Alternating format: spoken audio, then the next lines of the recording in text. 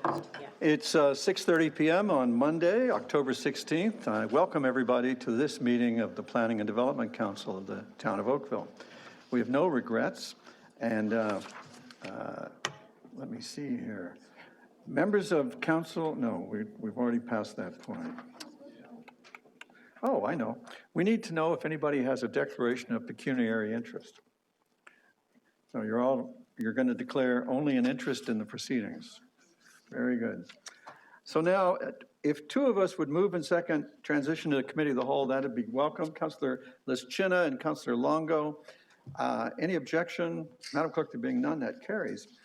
And we are now in the committee of the whole, which is our sort of relaxed state of rules. And we always do this for planning and development matters to facilitate community conversation. Council, we have 4 consent items, and I'm not aware of any controversy on these. Let me see if I can get a motion to adopt the consent items. Councilor Giddings, thank you for that. Is there any objection? Madam Clerk, there being no objection, the consent items are consented to. All right, now we have public hearing items, and I need to say a word about these, what this is. In planning and development, we have recommendation reports, and these aren't those. And we have what are called public meeting reports. And this is where the proponents are supposed to tell us about their application, where there's a proponent. And we in the public are supposed to identify the issues that we want to make sure the planning staff consider. I'm trying to say it's not when we argue about whether the application should be approved or not, it's when we identify what the issues are that it should be decided upon later. So, and when that recommendation report comes back, you get a chance to do the arguing then. So you can do it now. I've never limited what people can do, but by way of being helpful, I want to explain the process so you know what we're trying to do. And you will quickly grasp that if you identify an issue, that's kind of an argument right there. But you don't have to persuade us to put it on the issues list. We put them on the issues list and the staff report on them. Is that clear? Everybody good with that? Okay. So the first public hearing item is the public meeting report and official plan amendment for Brawny River LP. And we have a presentation from the applicant, as I telegraphed, and that I hope will be Elizabeth Howson from Macaulay Show Me Howson, and I believe that a representative of the applicant is also with us. And after Ms. Howson finishes, welcome, it's good to see you again. We will have staff available for questions, and we do have a registered delegation. And we'll poll the audience to see if anybody has an issue to add. You know, if your issue occurs to you and hasn't been mentioned, we would welcome you to surface it. Ms. Howson, with that long preamble, you have the floor, and we're all ears. Thank you, Mr. Mayor and members of council. I'm here to give the presentation, as Mayor Burton has said, and I'm not going to rhyme off the addresses. They're on the screen. But what I do want to say is that this application is related to an application for plan of subdivision and rezoning, which has been appealed to the Ontario Land Tribunal, and this comes out of that appeal, so it is not a new application. As the mayor indicated, it's an application by Brawny River Limited Partnership, and if you could go to the next slide. The subject lands are outlined on the air photo, and you can see that they're on the west side of Bronte Road. The Bronte Creek Provincial Park is on the east side, and you can see there's natural heritage lands to the south, and there's also the Bronte Creek Provincial Park to the north, and across the street is the Bronte Green development, which is ongoing. The total size of this subject lands are 12 hectares, and there's about 435 meters of frontage on Bronte Road. Next slide. This illustrates the concept plan, and you can see that, in fact, the majority of the site is going to be left in its natural state, which is heavily wooded. There will be enhancements proposed to those lands. So right now there's some trails through it which have not been created based on any analysis. So there will be a look at the lands, and there will be a determination of where trails should be. There'll also be some enhancements to deal with an erosion issue. That area that you see that is green will stay green and will be enhanced. The yellow lands that you see lotted out, those will be single detached houses, and the mauve and purple will be townhouses of various kinds. And you can see that there will also be a parkette created, as well as a low impact development stormwater management facility. Finally, up at I guess it's the west, but west on Bronte Road, you'll see that there is a heritage house that will be preserved. Next slide. This shows you the official plan amendment, official plan designations, and in fact, the site, the majority of the site is designated for development, and the lands that you see being preserved in green are in fact the lands that you saw in the previous slide that will be preserved. Next slide. One of the things that is being addressed through this official plan amendment is the use of private condominium roads in this development. Those have been carefully worked out. This shows you the road right-of-way.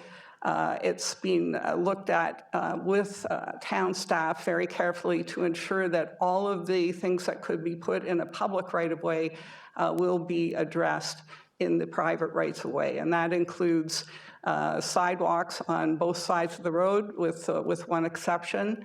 It includes allowing sufficient land for soil so that the tree canopy can be properly created, and access for service vehicles. All of these can be accommodated in the road allowance that is proposed.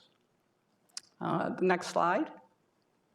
This shows you the proposed zoning, and I won't go through it, but it essentially will allow the development as proposed, and you'll see the GB for the greenbelt and the N for natural area to ensure that those areas are protected. Next slide. In terms of climate change, what we're looking at is a very efficient use of land here, which protects all of the natural features and allows for their enhancement. It allows, as I said, for a proper trail system to be put in. And in terms of the homes itself, they'll have EV charging, they'll have dual zone heating, and they'll have on-demand hot water. So they will also ensure that they make proper use of our energy resources. In terms of the, next slide. In terms of the public input that we've had to date, there was a public information meeting held on July the 14th. You can see some of the issues that were raised, and these are all addressed in the proposed plan. Finally, in terms of the official plan amendment, if you go to the next slide, it will, as I said, it's designed to allow private condominium roads and address the density in the official plan and allow, I mean, it's really almost a technical thing, the way that the plan is set up. You end up looking like you don't have sufficient density for being along a transit route, but in fact you do. It's just the way that the interpretation is set up. So the official plan amendment is really minor, and it will facilitate this development while respecting the natural area and allowing it to be enhanced. And that concludes my presentation, and I'm happy to answer any questions. Ms. Howson, thank you very much. Let me poll, we have questions from Councillor Elger. Thank you. Through Mayor Burton, thanks very much, Ms. Howson, for the presentation. You mentioned the trails that are going to be built. Who will own the trails and who will maintain them, and are they for public or private usage only? They'll be public, and all that land will be dedicated to the town or the Conservation Authority, whoever is most appropriate. Okay. Can you remind me what year these lands were taken out of the Parkway Belt, the ones that are being developed? They were taken out, well, so first of all, to be clear, the wooded area is still in the Parkway Belt. No, I realize that. The lands that are being developed. They were taken out a couple of years ago. I don't know the precise date, Okay. but a number of years ago. Okay, very good. And I guess it's not at this point in time, but if it does get approved and if people are purchasing, in the purchase agreements, right now, across the road on the east side, where you've got the Saw-Wet development, and everybody's purchase agreement, and it says, you know, a school will be built, probably, potentially, but right now, if you check, the drop dead date for that school to be purchased by the school board, I believe, is March 2027. And if you check today or tomorrow with the school board, you'll find out they have $0 in the 10-year forecast. How could when would it be appropriate to make sure that is written into the agreements that as of, you pick a date like today, there is no money from the province for the school board to build the site, and in fact, come March 2027, the developer has it as of right to build, it's either 40 or 50 more dwelling units, I believe. Like, how can we be sure that would be in the sales agreement going forward? So I think your staff are here and they're listening to your concern, and I'm sure that they'll work to address it. I was planning to ask them. I just wondered if you had any ideas how we can make sure it's highlighted. Right. I thank you. Thank you, Councillor. Councillor O'Meara. Thank you so much, Your Worship. Thank you very much for the presentation. I'm just wondering if you might be able to go into a little bit of detail with regards to OMB, OLT settlements and how that impacts the application that's before us right now, and sort of how that relationship has brought you to where you are today with your application. So as part of working through the issues with the Ontario Land Tribunal, through that process, there was some, what I call technical issues with the official plan, and that's what this is to address, this official plan amendment, and so that the plan subdivision and the rezoning can be assessed on their merits, and we can work with staff to make sure that all of their concerns are addressed. So that this is really to help the town in their processing of those two applications, because very much, even though it's appealed to the Ontario Land Tribunal, it's working through with the issues to make sure that everything comes out to the town's advantage. Well, so notwithstanding those last comments, I think being in the town's advantage, you know, we have an official plan, and every time there's an OPA, it's obviously amending what the town has asked for. So, sorry, I've got some feedback here. I'm not sure why that is, but I'll try and do what I can to negate that. I guess I'd just like to clarify the fact that you know, what we have before us here is a negotiation and an ongoing conversation about how we conform with a settlement that the tribunal has said you must you must see your way to making this arrangement. Is that correct, or is that, is that? Yes, that's correct. And I particularly stress that it's an ongoing conversation. So Thank you very much. through that conversation that we identified these issues. Perfect. Thank you. Thank you, Your Worship. Thank you, Councillor. Councillor Shia. Thank you, Mr. Mayor. I have a question to ask. So based on the land and the map, I'm talking about the trails. So I remember this on the west side and the south side for this land is just close to that the off-leash dog park trail. Can you confirm that? I'm not sure. Well, So- Councillor, is your question having to do with identifying an issue that needs to be dealt with by staff and the applicant? Or are you just my trying to question is just understand to where, clarify. or are you just trying to understand where it's related, where it sits in relation to your other item? Yeah, that's right. I just want to see if this land will have the impact for this trail for the dog, the off-leash dog part. Okay, so in an effort to help, you want to make sure that one of the issues that's dealt with is, does this impact and negatively any existing trails in the park? Because Bronte Creek Provincial Park is to the west. Is that right? Yeah. Okay, thank you very much. Yeah.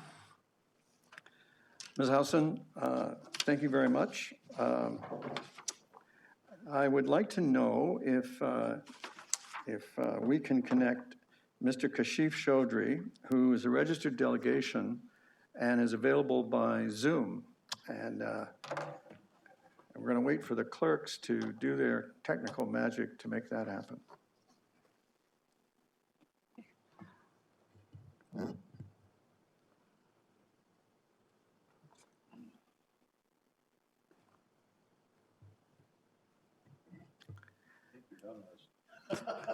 Well, I can see him joining on this little side screen of Zoom. So we just have to be patient here, I think. It's coming. It's coming. Sorry. Allow. Mr. Chaudhry, welcome. Thank you, Mayor. Thank you, Council, for your time. I'll be brief, but we feel that this is very important, what I'm about to bring up. I represent a few of us here on the Sawet side of Bronte. You know, that's a new development that we've all seen a lot of growth happen in Oakville the past few years. Some of it, you know, people aren't that happy with, and we want to see what we can do to protect some of the bad things, or the things that are perceived as negative on this side of Bronte and not have them on the other side. We want to specifically see what can be done to preserve the tree line on the west side of Bronte. We probably all remember a time where you could drive by Bronte and both sides of Bronte, right, had an amazing tree line, 20, 30-foot trees, right? It was like driving into heaven. And now, right, on the east side, you have townhouses, you know, and I think they saved like 2 trees, you know, and me and some of the neighbors actually went for a walk to see what they saved, and it was 2 trees. And those 2 trees look good, but what can we do on the west side, right? I understand after talking to Colin Westerhoff, you know, the heavy dense area won't be touched, or there's no plan to touch it thus far, and as it's protected. But from where the white picket fence is, I think it's called Willowbrook Farm, all the way up to Cat's Castle, there's like you can still see pretty tall trees, and it's just a narrow band of trees. Beyond that, you know, it's grass and property, right? So what can we do to protect that? I'm told, any trees cut down will, you know, there's a tree planting plan. The problem is you're cutting down 30, 40-year-old trees, right? And we all know, if you've ever been involved in any tree planting, when you plant a tree, it doesn't always live. In fact, chances of a planted tree living, right, are very low. So thank you for your time. Thank you, Mr. Chaudhry. We'll make sure that the preservation of the tree line is an issue examined by staff. And thank you for taking the time to bring that concern to us. As I said, Ms. Housen, I think Thank you. we've exhausted the need to question you. Thank you. We appreciate the time you gave us. Council, I believe, unless there's members of the audience with issues to be identified on this matter, and I'm not seeing any, I believe it's time for a decision. Councilor O'Meara. Happy to move the staff report. Your Worship. Thank you. The indicated motion is to receive, by the way, so everybody understands. We're not making a decision. Councilor Knoll, did you have a belated idea? It wasn't belated, I'm sorry, I just wasn't, I don't think, oh, there we go, 3 times it worked. I just, I wanted to add an issue to the Please list. do. So the Trafalgar Township Historical Society raised a concern with respect to the property. Portions of this property have extreme historical and heritage significance, and the society doesn't believe that they were addressed. You'll note that there's a memo in the file on this. For example, William Lyon Mackenzie, during his expedition through Halton Region, hid in a cave during the rebellion. There are significant indigenous trails through the property, and I think the Historical Society would like to have, that was not a Freudian slip, by the way. I will not tell Michelle. Thank you, please. They would like to have some sort of comfort that those issues have been considered and potentially addressed through signage or some sort of interpretive markings of the property in the future. Thank you for that. You have added it successfully to the list. Is there any objection to Councilor O'Meara's motion to receive the information? Madam Clerk, there being none, Councilor O'Meara, your motion carries. Thank you. All right, the next item is a similar kind of matter where, again, we're identifying issues. And this is the public meeting report, official plan amendment, zoning bylaw amendment for Trafalgar Luxury Living, Inc. And we have a presentation from the applicant's planning consultant, Mr. David Falletta from Bousfield. And staff are available for questions, should there be any. We are not aware of any we're not aware of any delegations, registered or not, but we're open to them if the fancy strikes anyone. Mr. Falletta, you now have the floor and our attention. Thank you, Your Worship, members of council, staff, and the public. My name is David Falletta, and I am a registered professional planner with Bousfields, and we are the planning consultant to Trafalgar Luxury Living, Inc., the owner of 115 Trafalgar Road. Next slide, please. I'm just going to briefly walk over the proposal and walk you through some details of the application.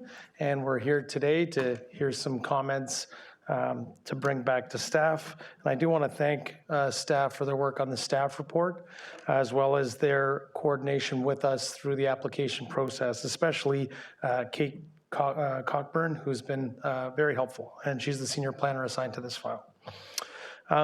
What you have before you on the screen is an air photo of the subject site. Just wanted to highlight some key observations about the site and the surrounding area. We know that it's at the southeast corner of Trafalgar and Church Street. In terms of the surrounding context, we know it's in the downtown. We also recognize Trafalgar Road as a major road.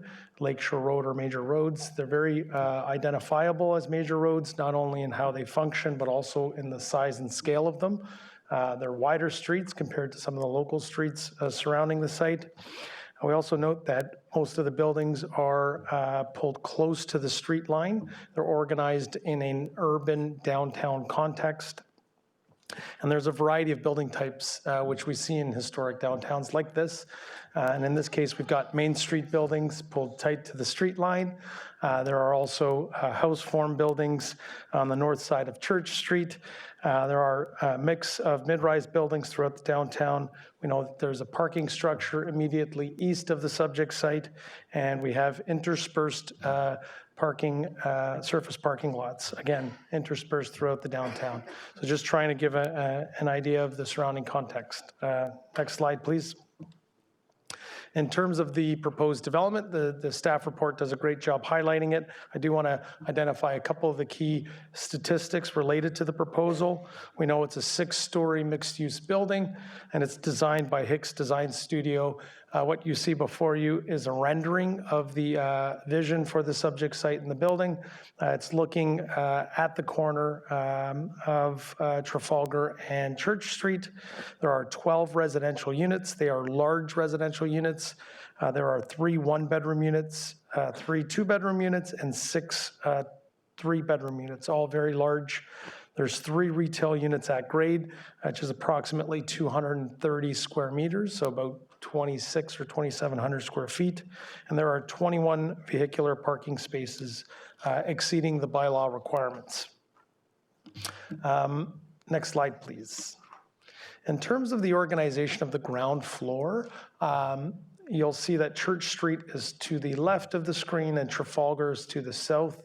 There are 3 orange areas. Those are the 3 commercial units. And then the greenish area in the center of the floor plate, you'll notice, is the residential lobby. That's inset pulled back, and it's oriented to Church Street.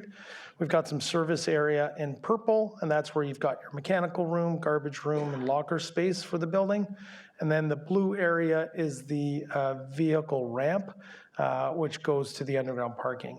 And that, again, accesses the site from Trafalgar Road. And we'll get to some of the comments we heard in some of the submissions at the end of my presentation.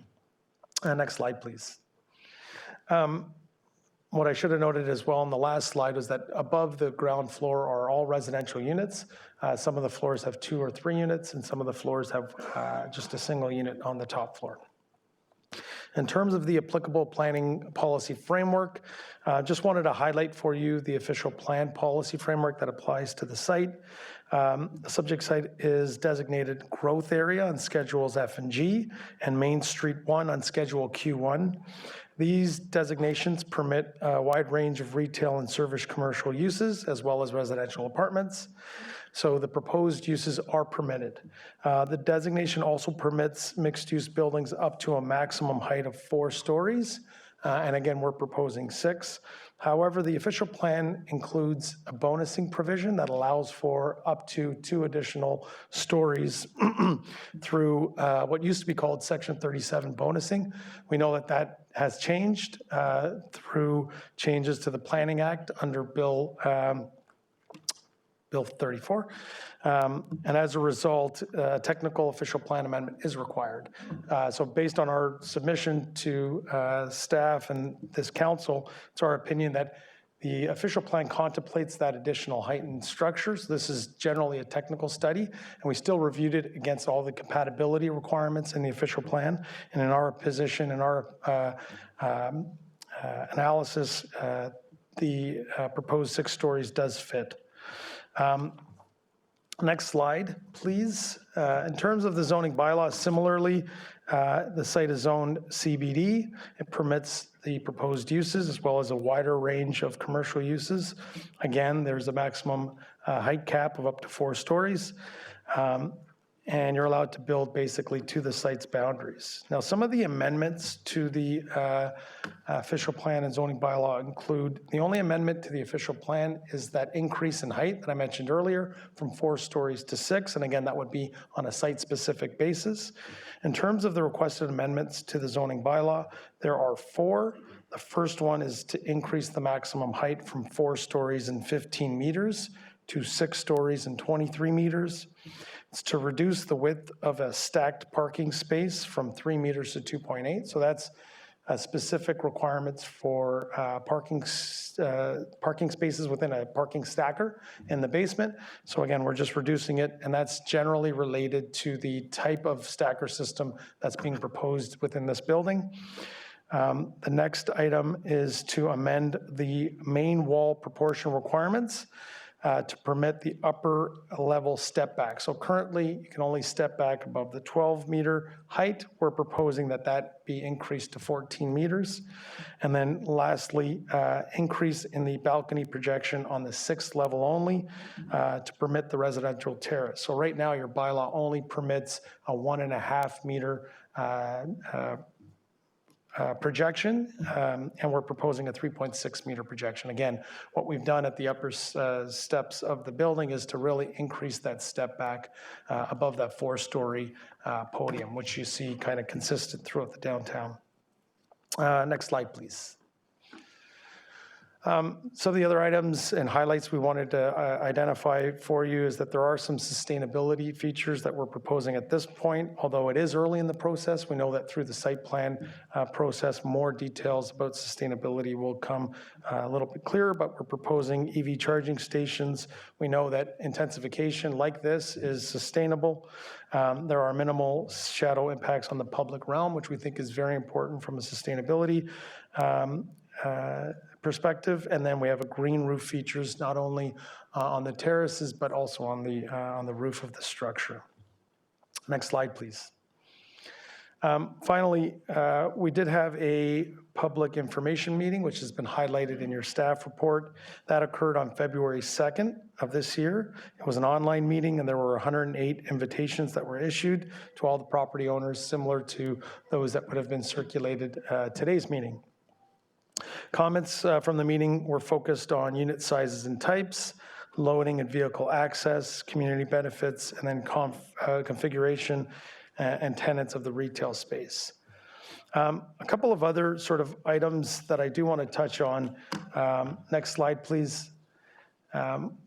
Before I do highlight our conclusions and what our studies and application have found, is we did hear in the staff report there were 2 submissions made.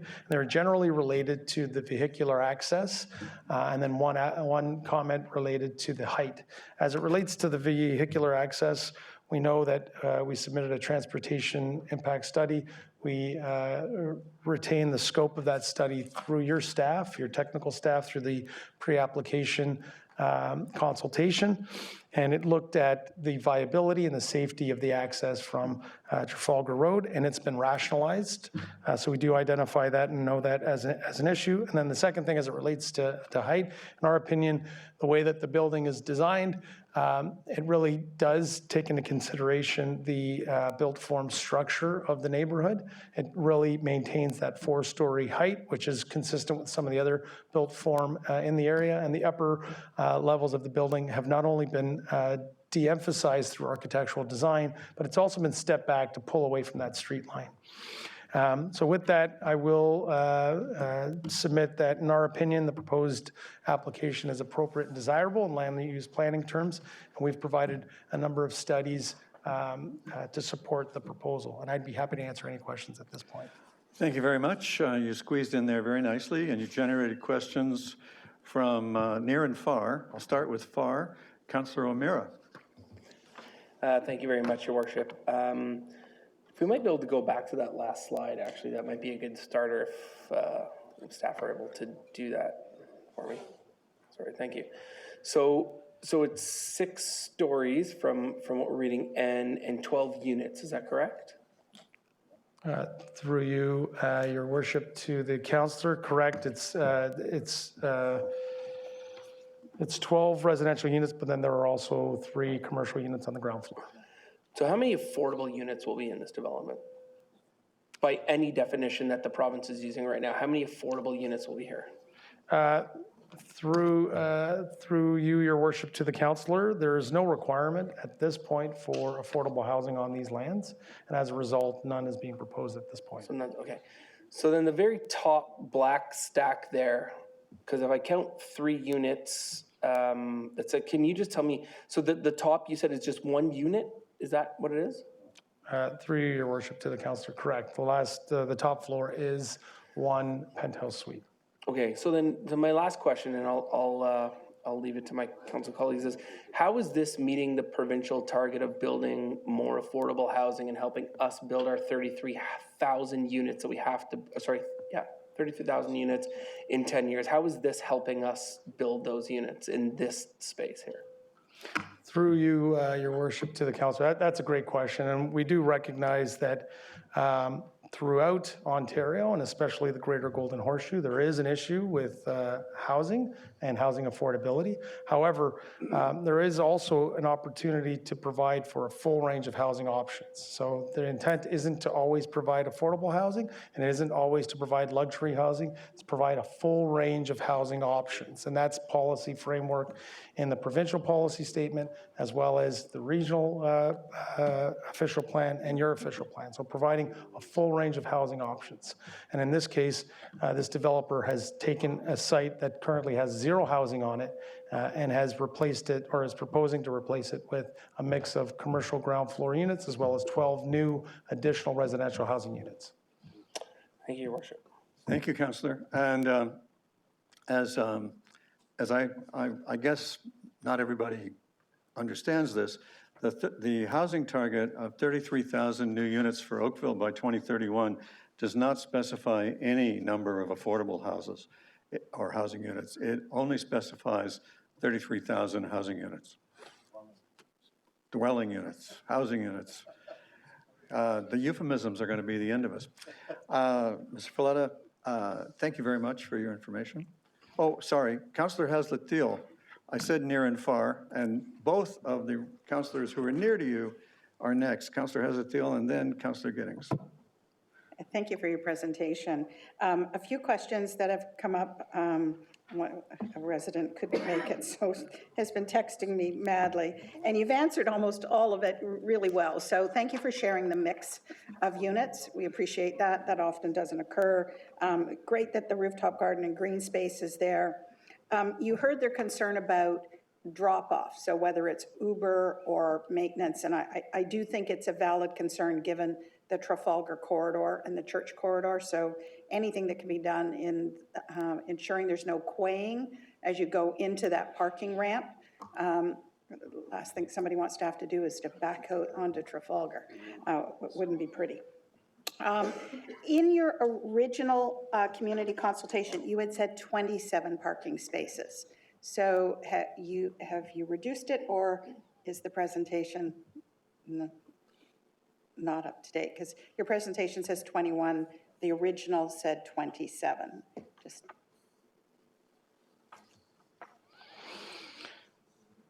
Through your worship to the councillor, I will double check that, but my understanding is that the parking spaces have been reduced as a result of the stacker system that we're proposing. So it has been reduced from from originally 27 to 21, and that's again related to again the exceedance of the bylaw. The bylaw only requires 18 parking spaces. And I'll add one other thing. As part of the transportation study, there is 3 visitor parking spaces that are being proposed. So those will be publicly accessible. So those could be also utilized as drop-off. So there will be an opportunity to pull in and pull out, but that's definitely an item that we will look at in a little bit more detail. And that's why we're here, to field additional questions and comments. So thank you. well, you got ahead of me, because that's what I was also going to ask is, can visitors come in and how are they going to get in and out? And my last comment, and it's staff that I would ask to double check. I believe that in front of that building is a loading zone, not a parking zone. And so if we could just verify what the parking availability is on the street. I believe it's supposed to be just for loading for some of the neighborhood commercial units, but I'm not 100% confident. So if the staff could just verify that. So I wouldn't want you to count on it being available for visitor parking or for your own particular use. I think there should be clarity there. Thank you very much for your presentation. Again, I appreciate it. Through your worship, I will add that the transportation study does address that. So there's 2 existing on-street parking spaces directly in front of this site on Trafalgar, and those would have to be removed in order to put the access way in. And that's been addressed in the transportation study, but we'll take a deeper look at that. Thank you. Thanks very much. Thank you, Councillor Hazlet-Thiel. Councillor Giddings, have you identified some issues? Thank you, Mr. Mayor. Through you. Thanks for the information. You talked about stackable parking. So could you take us through that in terms of how it would work when I come home from work or want to go out? Could you just take us through that? Through you, Your Worship, to the councillor, that's a great question, and I had the exact same question. So when I was out in Montreal with my family, we actually visited a site that has a stacked parking system because I was really confused in terms of how it works. But generally, it's one level of underground parking, and the parking works like an elevator. So you have a key, you turn your key, and then it allows you to park your car in it. Then you get out, you turn it, and then it goes down or up. So where you would normally have one parking space, it is able to stack two on top of one another. And it just basically goes up and down in terms of having that availability. So your key will unlock your parking space. And how many of those spaces will be stackable? So 6 of them will be 6. stackable in the basement. And so unless you're very close friends with your neighbors, my guess is that 2 cohabitants would take 2 of those spaces so they can work out their schedules between them. Through your worship to the councillor, correct. That's generally the target. It doesn't always work that way, in which case you just need to plan your departure times accordingly. So you may have to wait a few minutes for the car to leave. And so with the retail units, they'll be granted parking there as well as part of their lease, I would think? Through you, your worship, to the councillor, there will be 3 separate visitor parking spaces that are associated with the commercial units as well as the visitors to there, and those will be publicly accessible, so those will be outside of the stacked parking. So that leaves us with 6 units. The reason I ask is because parking can be very difficult in the downtown area. And so we're at 15, and the other 6 spaces will be visitors, tradespeople, whatever? So through you, your worship, to the councillor, in terms of how the parking requirements work, the bylaw requires 1.25 spaces per unit, so that's 15. And those would be dedicated specifically to each of the occupants. The visitor spaces are 0.2 per unit, or 3 spaces in total. There's no parking requirement for the commercial. In this case, they would be mixed with the visitor spaces. So those would be free and clear. They would be easily accessible, and they wouldn't be unaccessible to the public. So you would have access from the street. Anybody that would be accessing the building could access those 3 spaces and leave, so they would always be accessible. I appreciate the clarification. And on the picture we saw on the screen, is that a garage door? Everyone will have a door opener to get in to it? Through your worship to the council, that's a great question. Again, it's a preliminary design. Once we get into the site plan and those details about where those, how the garage door operates will be much clearer. But generally, these type of buildings, as soon as you pull up, the garage door would open because you would have to have access. I'm just thinking to the about 3 the visitor use of the spaces. public, whether it would be perhaps like the residents of Randall, where it's open at grade and they have public parking supplied in there. Correct. Again, those details will be sorted out through the required site plan stage, but at this point, I don't have an answer for you. But thank you, I appreciate it, and I'll take it All back. right, thank you very much. Thank you, councillors. Are there any members? We have no registered delegations on this, but this is the opportunity of any member of the audience who's been inspired to name an issue to come forward and participate. All right, Mr. Folletta, thank you very much for the time and your answers. And we will move on to look for someone to help us make a decision. Ward 3, does one of you want to give us the indicated motion to receive the information? Councillor Giddings, thank you. Any objection? Madam Clerk, Councillor Giddings' motion carries. And that brings us to our discussion items. They've drawn a lot of interest tonight, both of them. So we're going to start with consideration of the objection to the notice of intention to designate the Dr. John A. Johnston House at 3048 Trafalgar Road. We have a presentation from the applicant, and as I understand it, they are available and participating and joining us by Zoom or whatever telecom method is suiting them tonight. And with any luck, it will be Gurmeet Singh Lambda, or so I was advised.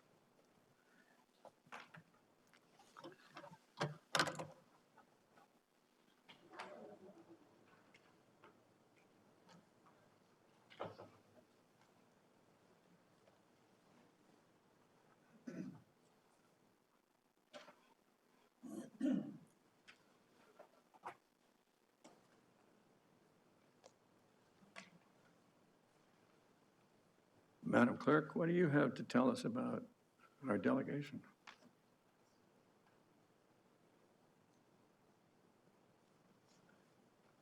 Hello, Hello. are you able to hear me? Yes, we are. Are you Oh, Mr. Lamba? No, I'm his senior counsel. My name is Satish Mandargiri. Worship, Your Worship, and honorable members of the council. I'm sorry, I was throughout keeping it on, but somehow I didn't know where I pressed it to make myself mute, and I apologize for that. All right. Well, please proceed. Um, the objection is actually on behalf of my clients, and this is more because that the owner of the 3048 property, there is a litigation between 3048 owner, the Elite Real Estate Inc. and my clients, and from the Superior Court, it has been sent to the arbitration, and it is at that level now. And during that process, I saw this notification, and my clients brought it to my attention to get it designated. I'm not sure whether the application has been made by someone or whether um, the our opposing party, the Elite Real Estate themselves, initiated it. I was not sure, but with regard to the property itself, there has been, I mean, the corporation, there is a fight between the corporation, Elite Real Estate, and my clients. So our concern is, number one, with regard to designating it as such as as you're planning to bring it as a heritage property. And I wanted to bring it to the council's notice that there is a pending litigation between the corporation and its shareholders. And the direct or indirect impact it may make on the value of the property and also being the process of the designation itself.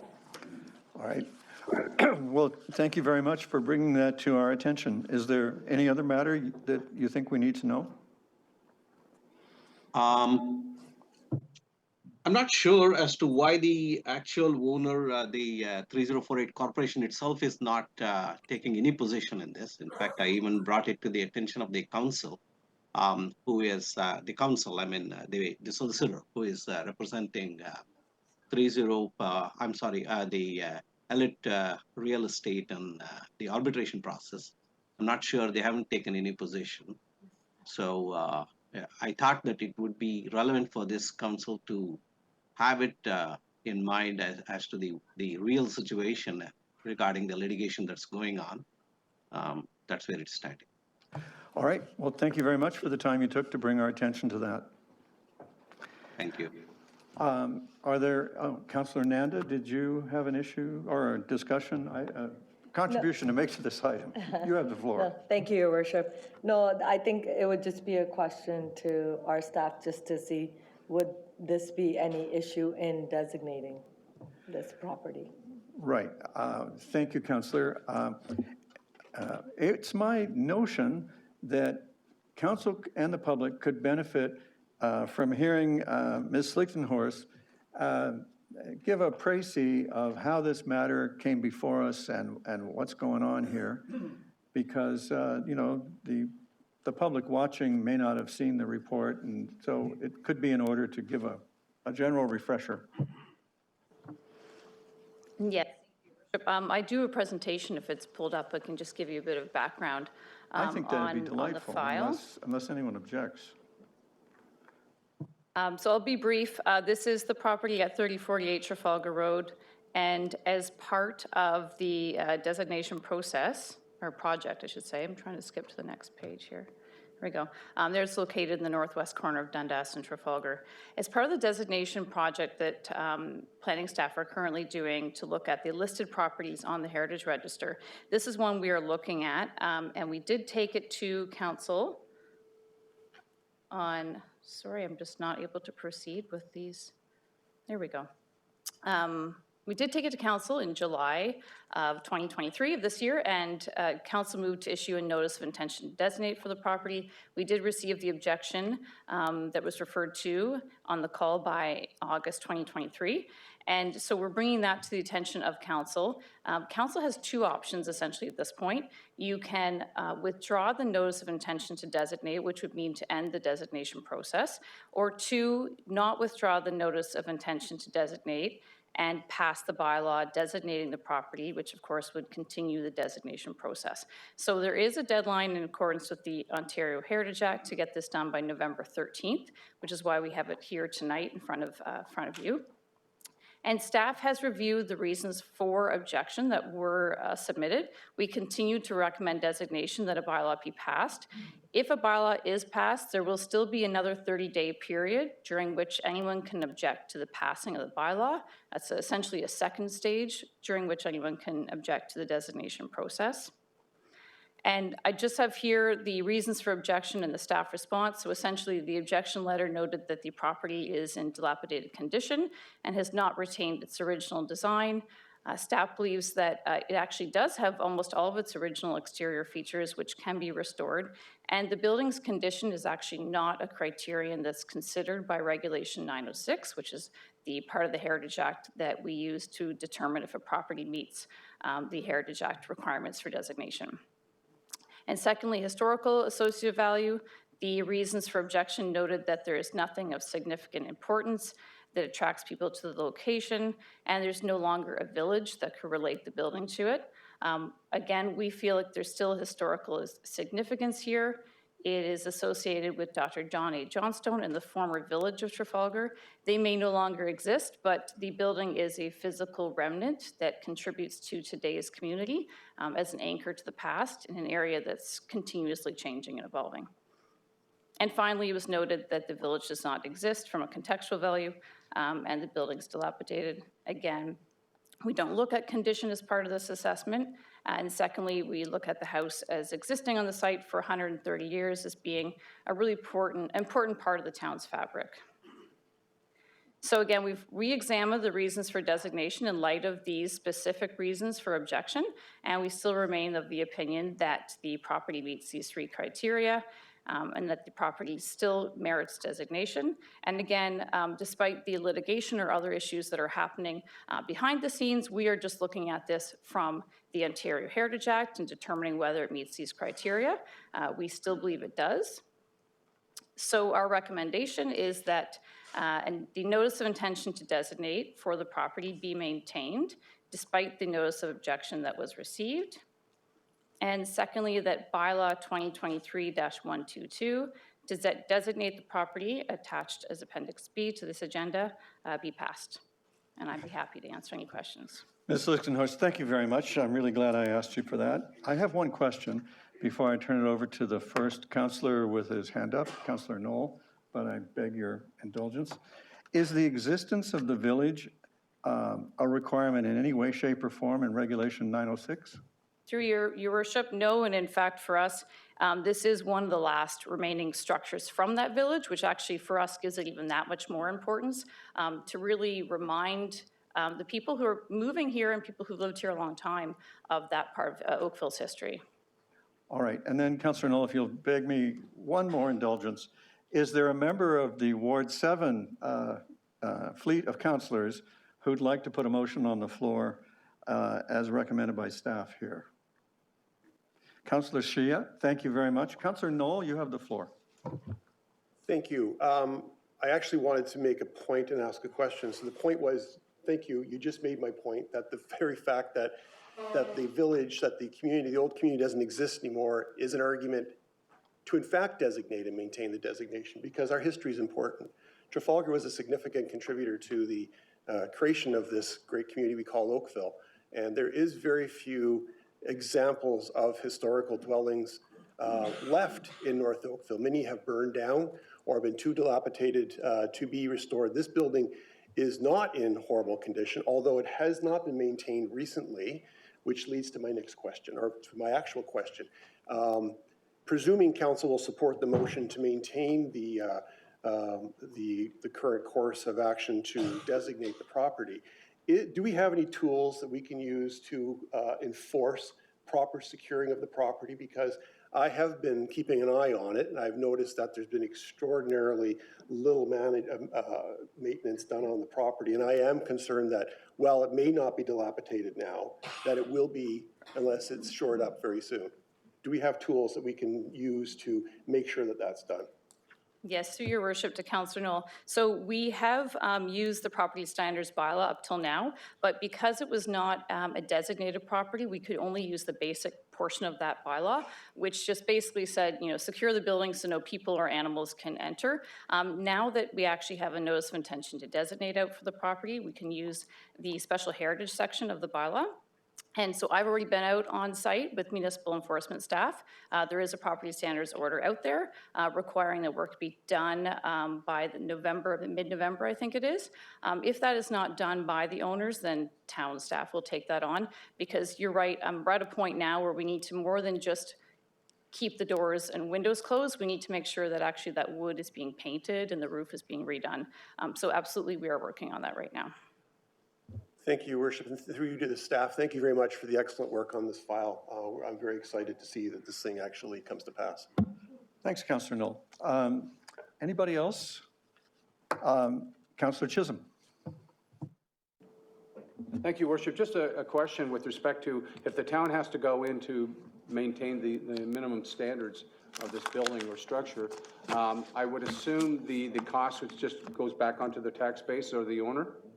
Correct, Your Worship, Councillor Chisholm, that will go in the tax bill for the owner. Thank you. Thank you, Councillor Chisholm, for reminding the owner of the penalty of negligence. May I put the vote? Is there any objection to Councillor Shiz's motion to designate? Madam Clerk, I've got hands on the screen, so it's confusing, but I believe there's no objection. Right, Councillor Knoll? Oh, I'm sorry. Okay. All right, that carries unanimously. Thank you, everybody. Now, that brings us to 7.2, the update report on the official plan amendment and zoning bylaw amendment by Enorox Dundas. We have a presentation from Colin Westerhoff, and we have registered delegations from at least 4 people, and we will poll the audience in case there are others. I don't know if every person who came to delegate on this was able to get a copy of the report at the back of the hall and read the report, which kind of updates, changes. There's a few changes have happened, which Mr. Westerhoff is going to detail now. Colin, you have the floor. Thank you, and good evening, Mayor and members of council. So this presentation is going to provide an overview of the update report for the official plan amendment and the zoning bylaw amendment applications at 3005 and 3015 Dundas Street West. Awesome. So the subject lands are located on the north side of Dundas Street West, west of Old Bronny Road, east of Regional Road 25, and just south of William Halton Parkway. So as council may recall, there was a public meeting held earlier this year in July for this application. So just as a refresher, the applicant is proposing a mixed-use development comprised of 2 towers built on 3-story podiums with underground parking and retail and commercial ground floor. The applicant is also proposing a privately owned public space in the southeast corner along Dundas Street and Old Bronny Road. So following the public meeting, staff issued detailed comments on the application along with council comments and comments from the public that have received to date. And these comments identify outstanding considerations and concerns from staff, council, and members of the public dealing with the initial proposal. So up to this point, since the statutory public meeting, we haven't seen refinements in the plan just yet. So just scoping out a bit, Official Plan Amendment 34 and Official Plan Amendment 37 establish policy frameworks for the Palermo Village growth area for which this site is located. These frameworks were adopted by Town Council and approved by the region with modifications in March earlier this year. These amendments were appealed to the OLT. So as such, they're not in effect. And then the in effect policies would be the last approved, not appealed official plan policies, which designate the lands as a special study area. So the applicant is proposing to amend the official plan and zoning bylaw in advance of the tribunal decision regarding OPA 34 and 37 for the Palermo Village growth area. So the applicant has received comments from council, staff, and members of the public that are to be addressed through a coordinated, integrated, and comprehensive resubmission package. The applicant has advised that they require additional time to address all of the comments received in a comprehensive manner. Staff have been advised that the applicant is actually currently working on putting together this comprehensive resubmission package. So the applicant has requested more time, which is reasonable given the complexities of the in-effect policies and the emerging policies for this area, given the application submission date. So this application was submitted before July 1st. So under Bill 109, there is no potential financial penalty or refund as a result of no decision being made after 120 days. And given that the comprehensiveness of any future recommendation report would be strengthened based upon updated and revised plans and reports. Ultimately, this approach that we've laid out and providing an update provides additional time to the applicant and staff to work through all of the comments and resolve any issues collaboratively outside of any Ontario Land Tribunal appeal process. So as an example, you'll see some of the issues that need to be resolved through this comprehensive resubmission package. The revisions and updates required are significant, and they do need that time, and they warrant that time to be thoughtfully prepared and developed. So the resubmission will be evaluated when it does come in through both the in-effect policy and the emerging policy context for the area. So next steps, these are important. So the next steps for the applicant is to submit this coordinated and comprehensive resubmission package that appropriately addresses comments and concerns that they've received from council, from staff, and members of the public.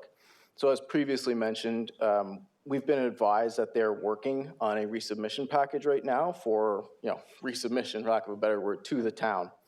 As a result, the update update report before you, has been prepared to inform council and members of the public that the application will be refined through the standard review process, and that the intention here is to continue to collaboratively resolve issues and comments and concerns that have been brought up outside of any sort of OLT appeal process.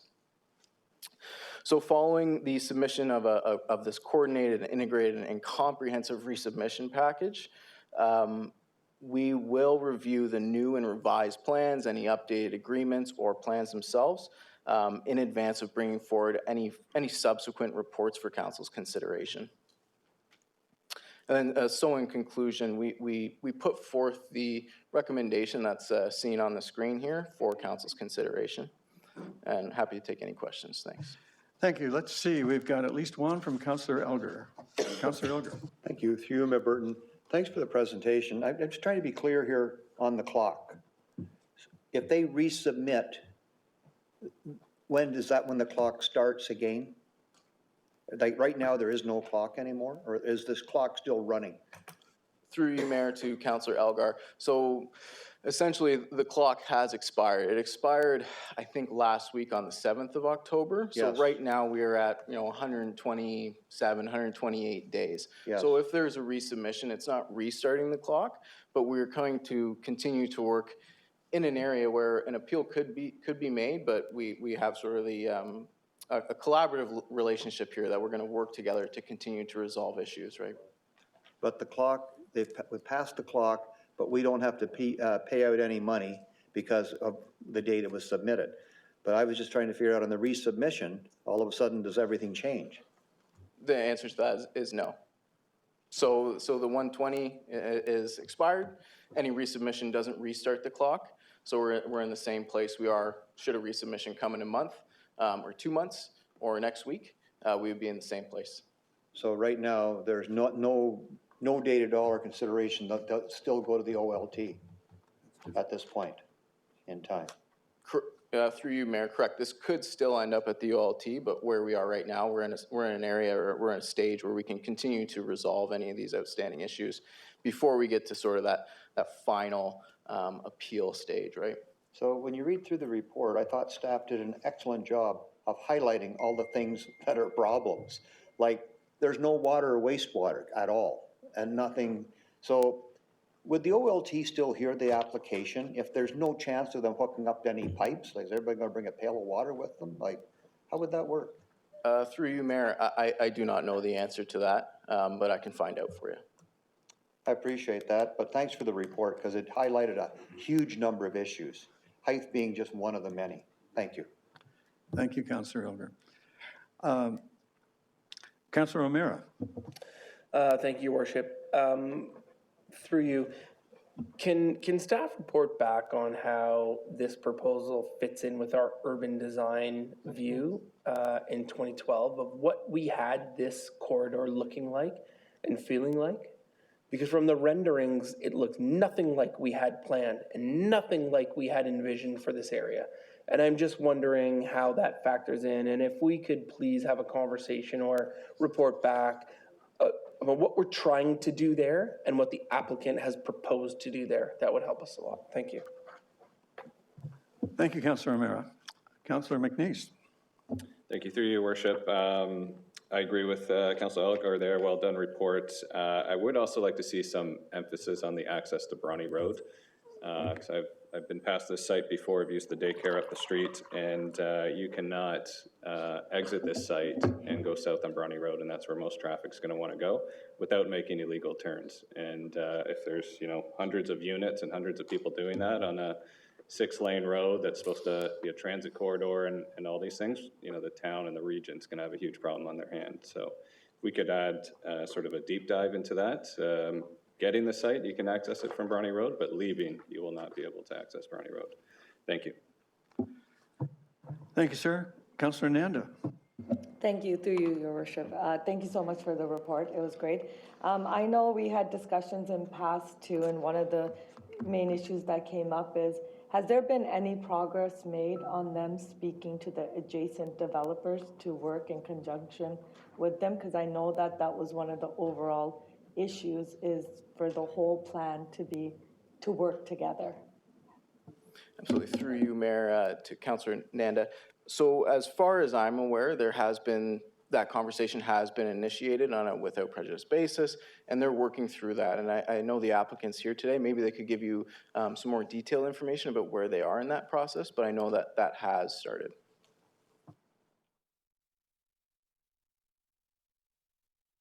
All right, thank you, Councillor. Thank you, Mr. Westerhoff. Now, Madam Clerk, we have a number of delegations. Would you like to call the delegations? And then I'll poll the audience if there's any volunteers. Megan Burkett. Ms. Burkett, welcome. Council looks forward to your information. Your Worship, town councillors, I'm here today to raise some concerns with respect to the proposed development by Enrox on Bronte Road, numbers 3005 and 315 Dundas Street West, actually, is the location. So I am a homeowner in the area of Bronte and Dundas. Our home is in Ward 4, and we're actually south of Dundas and east of Bronte Road. And our family has lived in this area for many years, and some of the things that drew us to this area were walkable streets, playgrounds close by, schools, community with many families and children. And on a regular day, you can see many children walking in the area, biking around, coming home from school. And over the past few years in this area, there's been quite a bit of development along Bronte Road near Dundas, and most of these buildings are 8 to 10 stories high. And so the proposal to build a 27-story and a 30-story building would be a significant increase over the current structures in the area. And then, so other than the buildings along, I guess, probably more like Old Bronte Road, and then there's the medical center, so it's a small plaza, but other than that, it's mostly residential areas on both sides. So townhomes, homes, and where you're south of Dundas. So I just wanted to highlight some of my concerns with the two towers. And the first of all is the size of the towers. They will be so large that, in fact, many of the residents in the area will likely be able to see the towers from their homes, from their backyards, from their neighborhood. And that the request would be for buildings to be similar to that in the rest of the community. Secondly, and further also, just given the parcel of land that's being built on, considering perhaps a larger building that is not as tall. Where else could that be built? Again, secondly, it's the location of the towers. The proposed towers are on a very busy corner near a major intersection. So if larger towers are being proposed to be built in this area, we would suggest that these are actually if there is going to be some larger buildings built closer to the 407. Right in this neighborhood, just given all the housing in the community, that it should be considered what is the appropriate number of stories to be built in this area. Further, the impact on traffic. If anyone has been in the area of Bronte and Dundas during a busy time, at the end of school day, during rush hour in the morning or towards the end of the day, it is a very busy area, especially if there's an accident in any of the nearby main routes. It can really back up. And then cars can start using side streets. And that takes us directly into the community where many of us live and there's schools. And so, for example, the main intersection closest to where I live is Pine Glen Road and Grand Oak Trail. And that area can then become very busy. There's a park on the corner right there.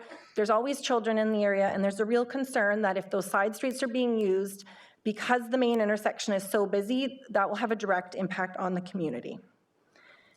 As for the impact on the community and the residents, there's also 2 schools in this area very close by. And so the first is Palermo Public School, which is actually located on Valley Ridge Drive at 2561. And this is an elementary school for JK to grade 8s. But the significance is the schoolyard for this school is actually all along Bronte Road. And in fact, the schoolyard is approximately 200 meters from the main intersection of the Bronte Road and Dundas. And the whole schoolyard goes along that area of Bronte. And one street down, it completes, and then you're one street down. So you're 1 block down at the end of the schoolyard. So it's in a key area. And so the more traffic that's on Bronte Road and Dundas, the more congestion, and then you're dealing with exhaust and fumes, and the cars will be sitting there, and there's the schoolyard right there. There's a second school along Dundas, and this is Holy Trinity Catholic High School. And the front of the school is 600 meters from Dundas and Bronte, and the schoolyard for that school goes along Dundas. So then the schoolyard is about 300 meters or 400 meters away from that main intersection. So again, we have the same issues of the more traffic that's used on those streets and the more the congested it is if the cars and the trucks are sitting along those roads, the impact on the neighborhoods, but also the schoolyards in those areas. And there's various studies on roadside air quality conducted by the Ministry of Environment, for example. There's a pilot study in Toronto, which occurred in 2018. And some of the findings of this report include that vehicles are a major source of air pollution in Ontario, and traffic-related air pollution can be found up to 250 meters from a major road. And so with those schoolyards right on the major roads, that's a big concern. And exposure to traffic-related air pollutants have been linked to a wide range of adverse health outcomes, including respiratory and cardiovascular disease, cancer, development outcomes, and premature mortality. And children, seniors, and people with pre-existing health conditions are more vulnerable to these risks. So in considering the request of building this large building at the area of Dundas and Bronte, I would I would make a request of the town councilors and the mayor, or of any organization or developer trying to build in this area, to take that into account and to really look at the various impacts on the neighborhood and the schools in the area, and and also the various impact on the side streets with traffic congestion. So in speaking today, I've been reaching out to many members in the community, people who live in the area, in the neighborhoods of Palermo and Westmount, and they share the same concerns that I'm sharing today with just the impact on the neighborhood and the traffic congestion. And so I just wanted to highlight that there's many individuals who share the same concerns that I do, and we would like, and those of us who live in this area already would like to continue living in this area in the way we imagined, with our families in a safe area. Thank you very much for your information and the time you took to prepare it. Are there questions for the delegation? Thank you very much. We'll call the next delegation. Madam Clerk. Hetty Wright. Welcome, Ms. Wright. Council looks forward to your information.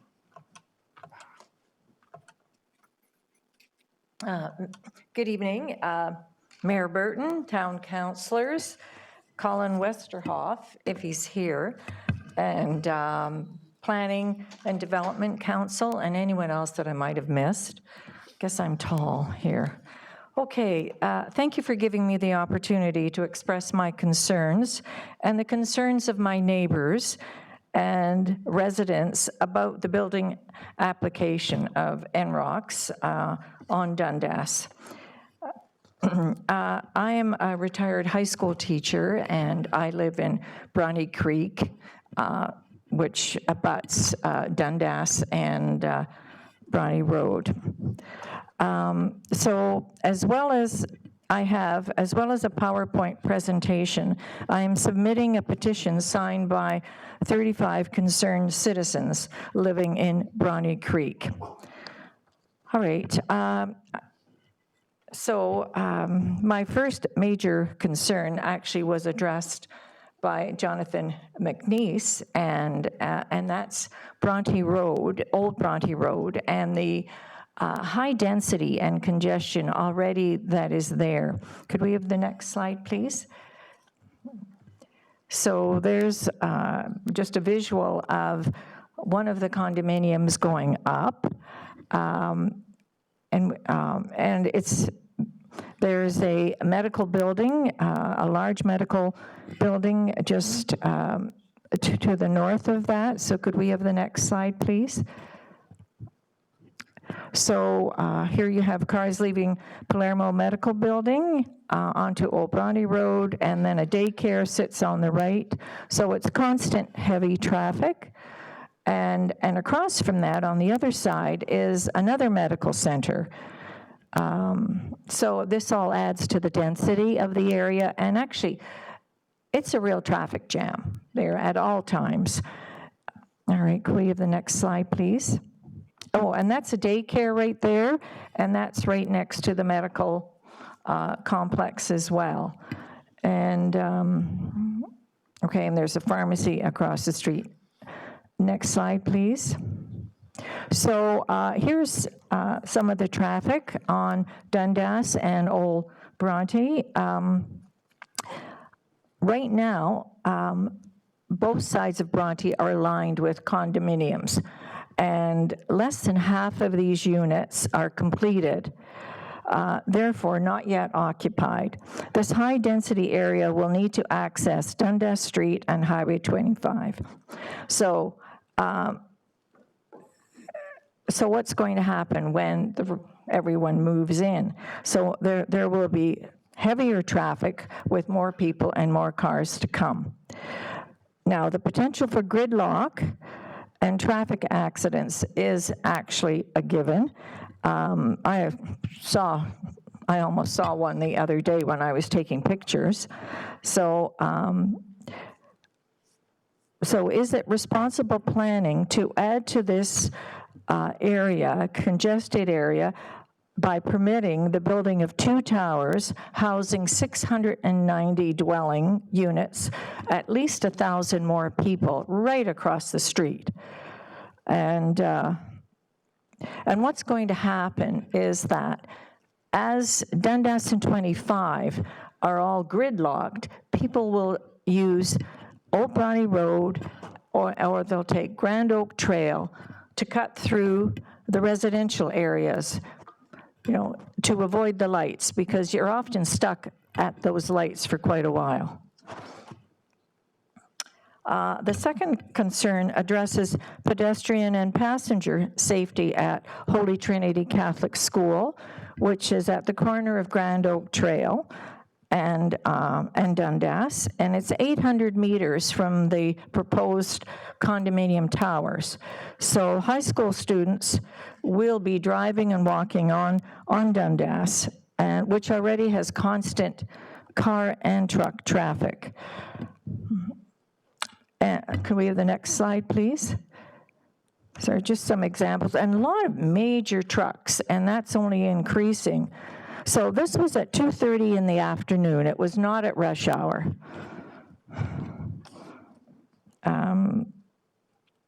So what's happening, as the previous speaker mentioned, the residential streets become less safe for children. And right, next slide, please. Oh, this is just another shot of Old Bronny Road.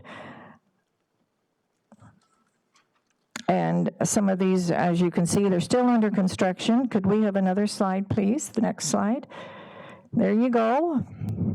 So I don't even think half of these condominiums are occupied yet.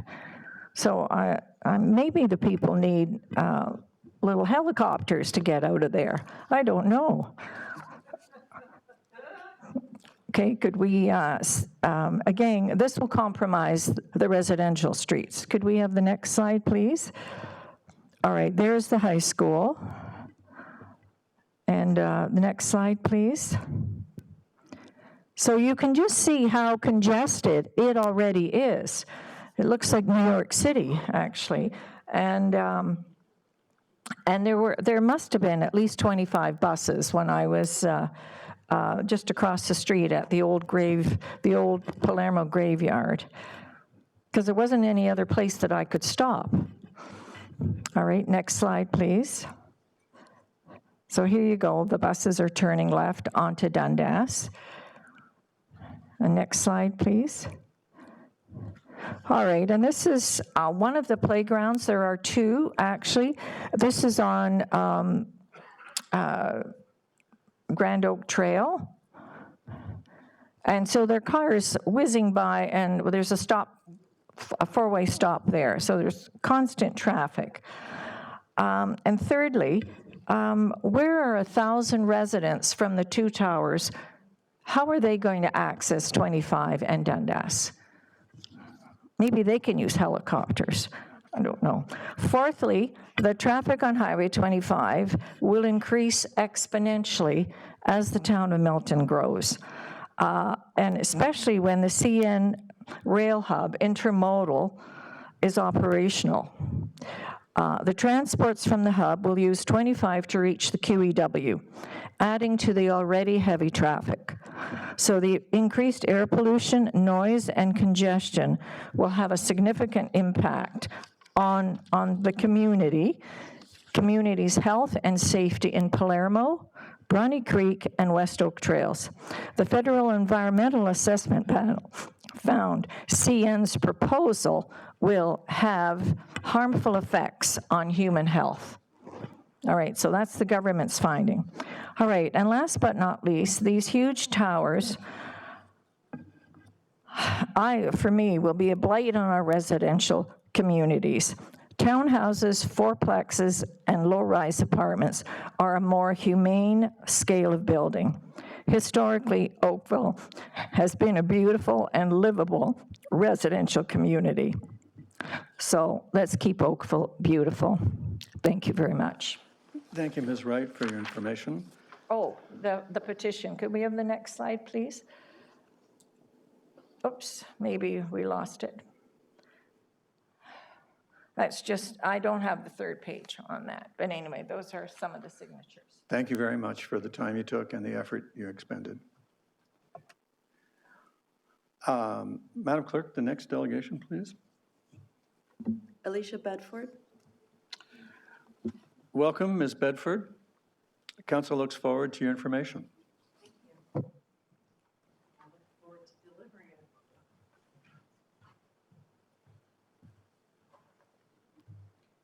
Oh, is this a trick?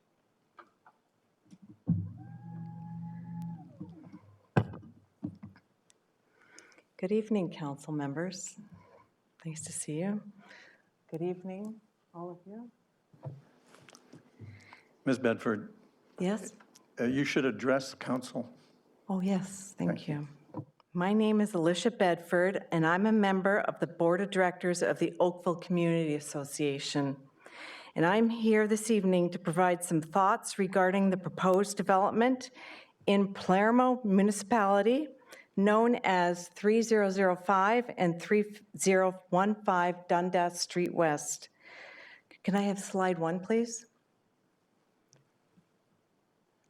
Thank you.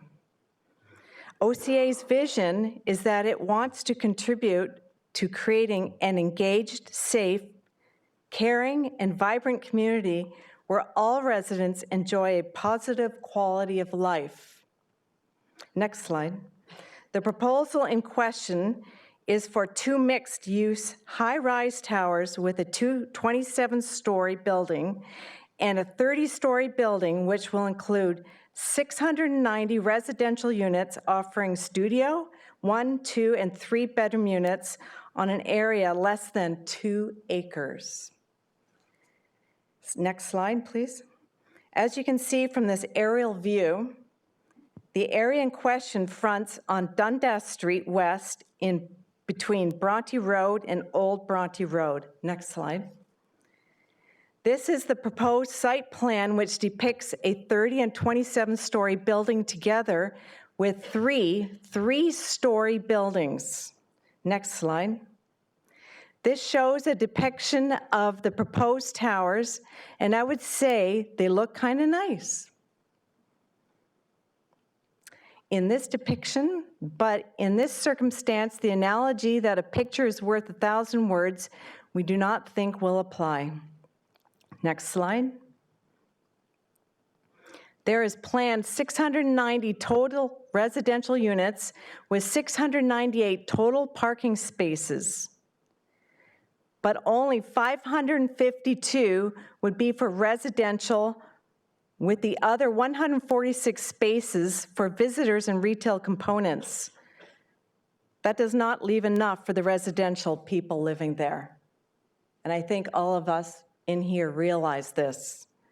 We suggest that this is not adequate parking for this area of Oakville, considering we have not seen anything about transit upgrades nor any commitments from Metrolinx. The traffic study concludes 198 vehicle trips in the mornings and 220 in the afternoon. We understand that the transportation impact study was not prepared in accordance with an approved terms. We hope this study will be done in a more complete fashion. Thank you. Next slide. We have provided some examples from the shadow study, and you can clearly see that the shadows from these proposed towers depicted in the dark orangey color will cause significant shadows on existing buildings in the area and cast over the Argo development in the west side of Bronte Road. Next slide, please. Discover Palermo plan of Argo for 6,500 residential units. And the excerpt from the literature states that there will be a minimum density target of 160 residents and jobs per hectare, which we suggest is high density and too much for the area. Next slide, please. Argo, who is responsible for the Saw Wet development and the future Saw Wet West development on the west side of Bronte Road, just south of Upper Middle Road, is responsible for the Discover Palermo plan, which will be on the northwest corner of Dundas and Bronte with 3,640 units on only 118 acres. The illustration shows the area in question, which shows it stretches to Highway 407. This development will impact the Hindu temple located on the east side of Bronte Road, just south of Highway 407. The temple already at times has to have people direct traffic in and out of the temple onto Bronte Road, so additional traffic will create even more issues for them. One positive thing about development near the temple is that maybe the temple will finally get town water and sewers. Next slide, please. These illustrations are the Discover Palermo plan, and we suggest this area will be Midtown 2.0, with high density leading to all the challenges with high density, including high crime. Next slide, please. There are currently 3 other potential developments in the area, and they are the Oakville Green Life Sciences and Technology District on northeast corner of 3rd Line and Dundas West, just opposite the hospital on 38 acres. The next one is number 3629 and 3271 Dundas Street West on 185 acres for an employment subdivision, as well as the CN Intermodal Hub at northeast corner of Lower Baseline West and Tremaine Road of 400 acres. We assume there will be others as well. So the question is, what will the cumulative effect be of all of this? Next slide. The Oakville Green Life Sciences and Technology District just east of the hospital calls for 7 residential buildings ranging in height from 17 to 33 stories, a 20-story assisted living facility, a 10-story long-term care facility, a conference center, a 12-story hotel, 4 office towers ranging in height from 19 to 29 stories, and a 10-story U-shaped innovation building. It is expected that 17,500 people are expected to work and live in the district. Next slide, please. Just west of the proposed development will be an employment district as depicted in red in the illustration. 185 acres or so of employment uses with retail and commercial uses. Next slide. The CN Intermodal Hub is a proposed 400-acre facility east of Tremaine Road, from just south of Britannia Road, stretching south to Lower Baseline Road, which is on the border of Oakville and Milton. Halton Region is fighting this hub, but as the federal government will likely be involved, we are not sure how this can be stopped. As a result, any development at Bronte and Dundas should consider that this hub will be developed. It has been stated that 1,600 daily truck trips will be generated from the hub, and the map states that one potential truck hauling route would be down Bronte Road to the QE, going right through the Bronte Road and Dundas Street intersection. Next slide, please. There will be traffic chaos and increased pollution from the traffic due to the additional vehicles from this development, and the traffic from the West Employment Lands and the Oakville Green Technology Traffic District, and approximately 800 trucks daily from the CN Intermodal Hub. This will bring total chaos at Bronte Road and Dundas. Next slide. OCA also investigated Palermo Village and the reasons why the town did not deem it as a historical district.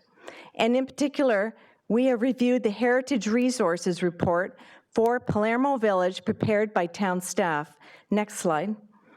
The report made numerous recommendations, including that the conflict between the projection for the highest densities at the northeast corner of Old Bronte Road and Dundas Street West and the 4 buildings that represent the most significant concentrations of heritage resources in Palermo Village be resolved.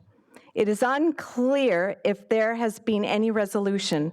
OCA, next slide, please. OCA delivered correspondence dated October the 4th, 2023 to the Minister of Tourism, Culture and Sport, formally requesting that Palermo Village be designated as a heritage district. If anyone would like a complete copy of our submissions to the minister, please send us an email at ocacommunicationsdirector@gmail.com. Next slide. OCA cannot support this development because Palermo will be Midtown 2.0 with high density and traffic congestion. Accumulative traffic will cause traffic chaos. Oakville Trafalgar Hospital will not be able to meet the needs of the community. And traffic and transit and commitments from Metrolinx in Ontario are unknown. Where are the children going to go to school? It will not be a livable community, and it will increase the damage to Palermo Village and contribute to the loss of Palermo Village, which is the oldest urban center in Oakville beginning over 215 years ago. Next slide, please. Ms. Bedford, can you wrap up? Thank you. I'm finished. Thank you very much. I understand that Councillor Elgar has a question for you, Ms. Bedford. Yes. Thank you. Just to complete all the things you've given us, Yes. are you aware also that the regional council, when we did our official plan at the region, said absolutely no boundary expansions in the last cycle? And in fact, you know what the province did? One of the places they added was the Rattlesnake Golf Course is now in the urban area. And so they changed what all of council at the region went against. So that's something you might want to add to your presentation going forward. Okay, thank you. Thank you. Thank you, Ms. Bedford. Thank you.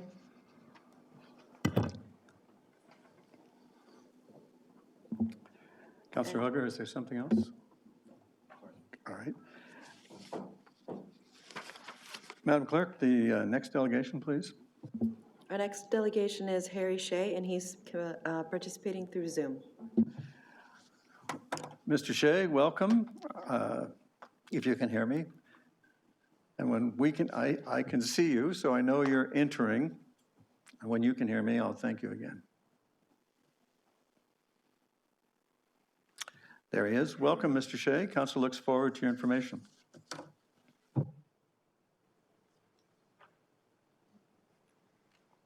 And start the video. Okay. Good evening, Mayor Burton and members of Town Council. The proposed OPA change and the corresponding development application is the first of many that will follow for this undeveloped area referred to as the Palermo Village growth area. And because it is the first, we have some concerns we would like to share with you tonight. The developer makes the statement in its traffic impact study that this area will be transformed into a complete community. First, if this is the start of a complete community, then the same thoughtful planning, which is currently underway for Midtown, should be given to the Palermo Village growth area as well. I've attended all the public committee of the whole meetings regarding Midtown. I've seen the level of detail in the presentations by Jacobs Consulting. I ask, what is the overall vision or plan for this area? I respectfully ask that Council give the Palermo Village growth area the same high level of attention as Midtown by engaging Jacobs Consulting, Urban Strategies, etc. Otherwise, who knows how this area will evolve over time?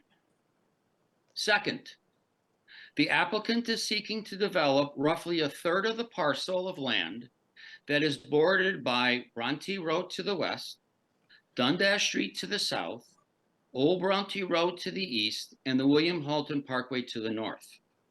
When we look at the entire parcel of land from an aerial view perspective, it looks like an island. It is dwarfed by the very large non-developable parcels that surround it. The 690 units, which is proposed for this 1/3 portion of this island, needs to be viewed in the context of what density is appropriate for the entire parcel of land and not just 1/3 of it. Although we can't predict the future, I think we can say, however, with reasonable certainty that the development application for the other portion of this parcel will seek the same height, if not density per hectare, for their future application. We get the fact that growth is needed, but future residents, as well as existing ones, have a fundamental right to live in a well-planned community. The current residents living to the southwest of this area, commonly referred to as Palermo West, still lack some basic amenities like a grocery store. Third, speaking of the importance of a well-planned community, given that this area is essentially a blank canvas with all this non-developed land, might it be a good opportunity for community planning permit system? Mayor Burton, in September's Oakville Matters, spoke of his support in this permitting process. And as much as Bronte Village could benefit from the community planning permits now, rather than later, the Palermo Village growth area certainly should be considered for it. Fourth, in the applicant's traffic study, they claim that their parking rationale for 698 parking spaces, which is less than the minimum required 1,020 spaces, is based on a future with less cars. This is contrary to our own town planners, as the planners must anticipate the continued use of cars in the foreseeable future. Otherwise, why are we proposing a parking garage in downtown Oakville? We concur with the staff report, which addresses parking spaces by stating, and I quote, "In addition, it was determined by staff that the information presented in the parking section of the TIS is insufficient for the purposes of justifying the proposed reduction," end quote. Fifth, Bronte and Dundas is a highly trafficked intersection already.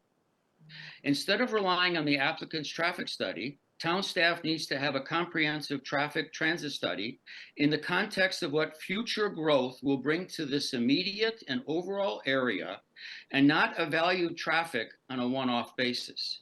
Yes, Dundas is designated as a mass transit corridor, but when will it be fully activated? When will the transit hub be built? If you have to build housing first, how long afterwards do you have to wait before the buses start rolling? 6, safety is paramount. I traverse this intersection every Monday morning, starting in late April until the cold weather sets in, making it too unpleasant to continue to play golf at Oakville Executive.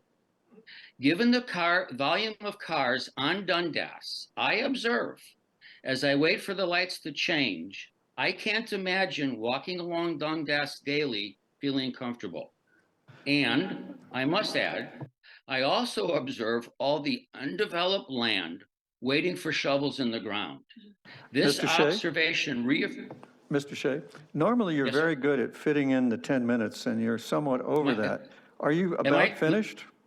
I am indeed. Thank you. Finally, we support the conclusion in the staff report that a coordinated, integrated, and comprehensive approach be used when reviewing the site-specific planning application, that additional time is warranted to fully assess this application. And I'd like to add, taking a Midtown approach as we plan for the future of the Palermo Village growth area. I thank you for your time. Mr. Shea, thank you, and I appreciate you using the extra time for the shout out to staff's foresight on this matter. So appreciate that very much. Are there any other volunteers to share their information with us? Yes, sir. Come on down. Mr. Belcher, Jeff Belcher? Yes. Welcome. Look forward to your information. Good evening. So as we've seen with this development, there's definitely some pretty glaring problems that need to be addressed. As a young person, I take keen interest in our growth areas because, well, that's probably where I'm going to end up living. So I'd like it to be nice. And this area is really interesting to me because if you just look at it on a map, it is probably a nightmare to plan around. It's south is the 403, north is the 407. Bronte Road, well, it's not really designed to be a highway. It's treated like a highway, where people use it as a common way to get around the area. And Dundas Street is a highway basically as well. And somehow we have a residential neighborhood over all of this. And so a lot of the issues that are being brought up today around traffic, density, community planning, I really see this as kind of a failure of these roads that are intersecting Bronte and Dundas. Because there's pretty much always going to be traffic there. It's two highways with a light intersection. There's pretty much no solution unless you get rid of the cars or you get rid of the road. So that kind of creates a really weird situation where there might need to be some very aggressive planning changes to the area that I don't really think have really been done in Oakville, but are definitely possible. And so I actually have a couple notes here just from the recent delegates and the presentations. So one question that we have to ask is like, what's this area actually supposed to be? It's like, really it's a residential neighborhood right now, but if we want to actually develop it and increase the, and intensify the area, it's going to need just a lot of planning. And it's going to take a while, but it's definitely possible. I know there's no illusions on the council for the price of housing in Ontario and that obviously affordable housing is a priority. I'm a bit disappointed that a lot of the conversations about this area don't really veer there because the houses in this area are extremely expensive and there's just basically no hope, at least from my generation. The perspective from my generation is that there's no hope that we're ever going to be able to buy a house in these areas because we hear how good they are, but the houses are over $1 million each and it doesn't really seem to be going down anytime soon. So what to do with those roads is a big question. I see some issues about the parking issues. I'm not really sure how to reconcile parking with traffic. If you add more parking spots, there's going to be more traffic because there's going to be more cars. And I know there's some confusion around the transportation impact study, but I can already predict what it's going to say. It's going to say if you build towers, there's going to be more traffic because the road isn't built for this type of traffic at all. And we're about to put presumably hundreds of units there at some point. And yeah, like it's just, there's a school on the Bronte. It's really not set up to be what I think we're trying to make it. On the building itself, I noticed that there's a couple things. It's definitely on a pretty small unit of land. I don't really understand how it was even able to get there, but I don't really think a building is going to end up there, at least in the proposed way that it is. 1, 2, and 3 unit dwellings is pretty decent. I think that's a great stepping stone because a lot of these developments we see are just like luxury 1-bedrooms and stuff for people who are like couples and new homeowners. So having a 3-unit proposition is pretty nice. I didn't see anything about affordable housing targets, but I'm assuming that there's probably going to be some negotiation there. 698 parking spaces. I understand that there's like a target, I think 1.25 parking spaces per unit. I'm not really sure what the point of this is because, again, if we want to decrease traffic in the area and car congestion, we heard plenty of reasons why there shouldn't be car congestion, health, danger of being like hit by a car. If we add parking spaces, there's going to be more traffic. Like there's no way to get around that. So one of them has to go, and I say it's the parking spaces. We want people to walk through this area. We hear about people traversing around the area. They want to create a community here. Communities aren't made by cars, and they're actually made dangerous by cars. They're made sick by cars, unless we're dealing with all electric vehicles, I guess, but I don't think that's going to happen. And if this is a growth area, it should probably have the same scrutiny as Midtown because there's a lot of effort going into that place, and I'm really hopeful for what it could become. But we have to have some agreement from everybody here that this area will need to be intensified. In its current state, it's not being utilized to what it is. There's a hospital down the road, which is like probably one of our most important infrastructure investments that the area has made. And I'm looking at a map of it right now. It's just suburbs the whole way, all the way down to the 403. This is a problem. Like, this is so expensive for the town to maintain. The traffic is only going to get worse as this place develops because it's all been built around the car. There's small optimizations we can make, but especially in this intersection, something's going to have to change. The last thing is I want to be cautious of a NIMBYism in this case, because this area also has a high potential to be, if we're looking at Oakville 50 years in the future, some of these plans are for long-term investments in the area. It wouldn't be uncommon for like a European city like this to have like a metro go around the area, like between, Palermo, you have downtown to Bronte, then to downtown Oakville, and then to like Midtown or even the Uptown core. This area will end up being developed, but it's important to do it in a safe way, and I think this seriously needs some more consideration, especially from the developers, because I don't know what the plan is for a 7 lanes road, and I guess they're all going to come out onto that. I really don't see I don't see a great option there. But we shouldn't be afraid of new developments, but we can do it right, and I'm hopeful. And yeah, I'd be happy to link any resources anybody wants on this type of stuff, because there's a lot of resources that we can point to show how we can develop this better. But don't be afraid of reworking this intersection, because it's going to be a bottleneck for as long as it's there. And the sooner we get it done, the more affordable it's going to be to live there, the less traffic, more healthy, and more walkable it's going to be. So, yeah, I think that's it.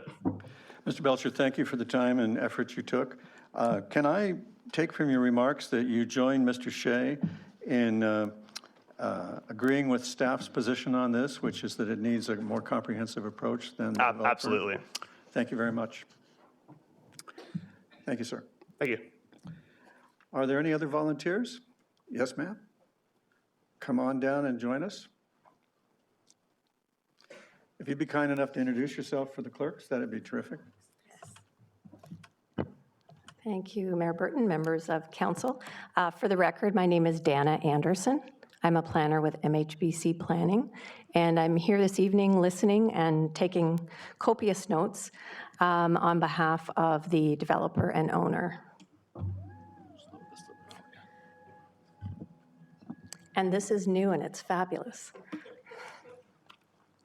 So I wanted to start off by thanking the individuals who've come this evening and Mr. Shea, who joined us online, for providing comments. They've been very helpful, and I've taken detailed notes and will listen back for some of the details that I may have missed.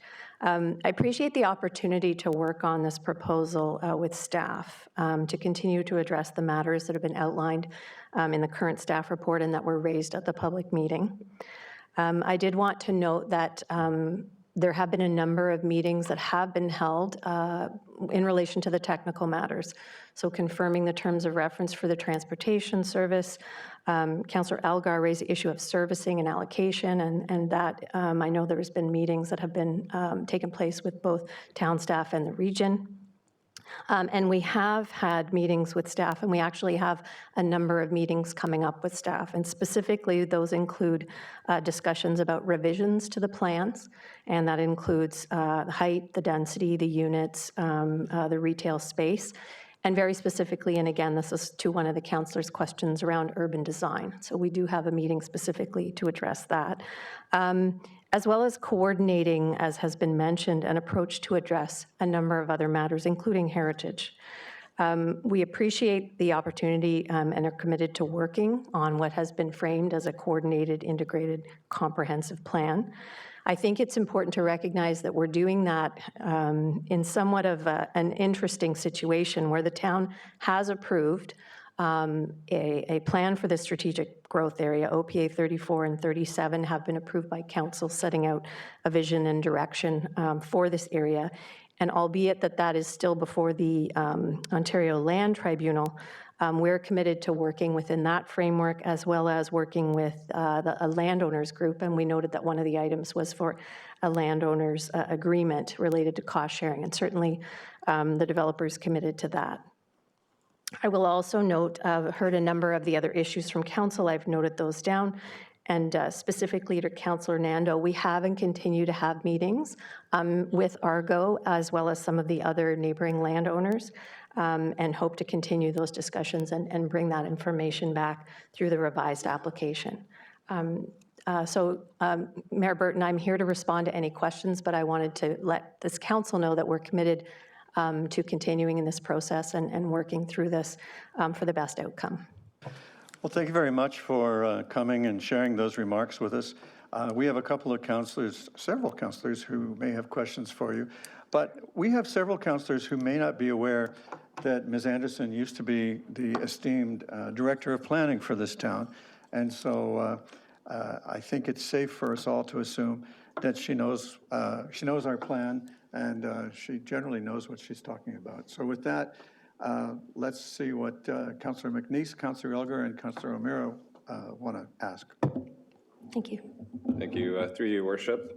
Just have a question about public consultation. I know there was the required public consultation done up front, and I believe there was just a handful of residents. I think it was about 6 that came out. And I think word has spread a little bit more about this development.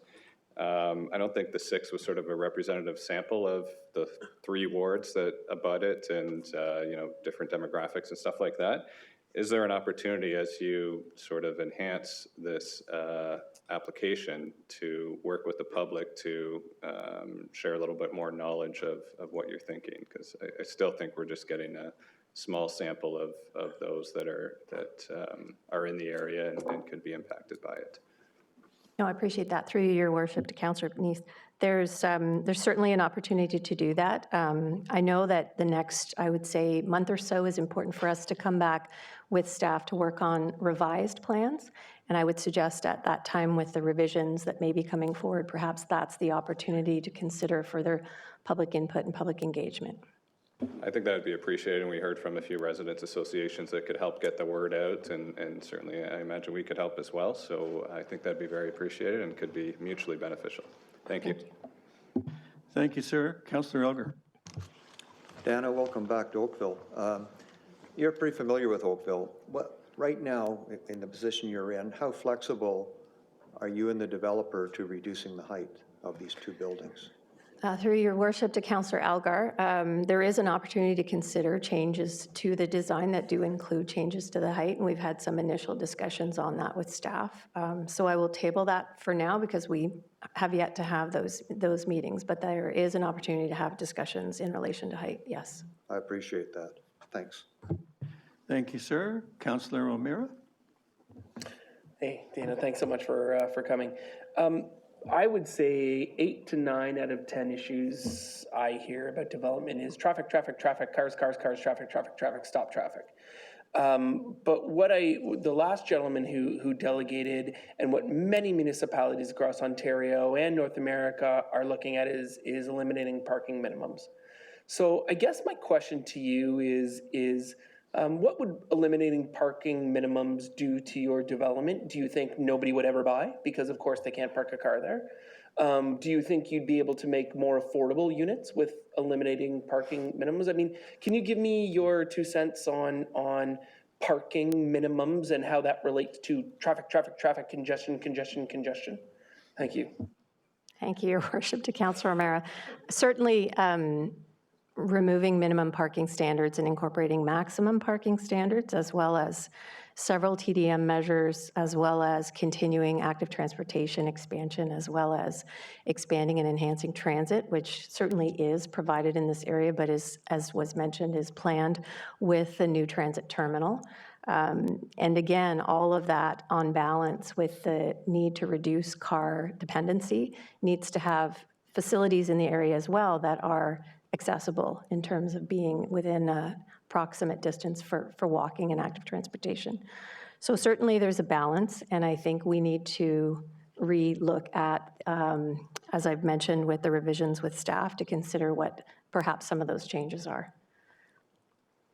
So do you think your client's projects would be not viable if it didn't have parking in it?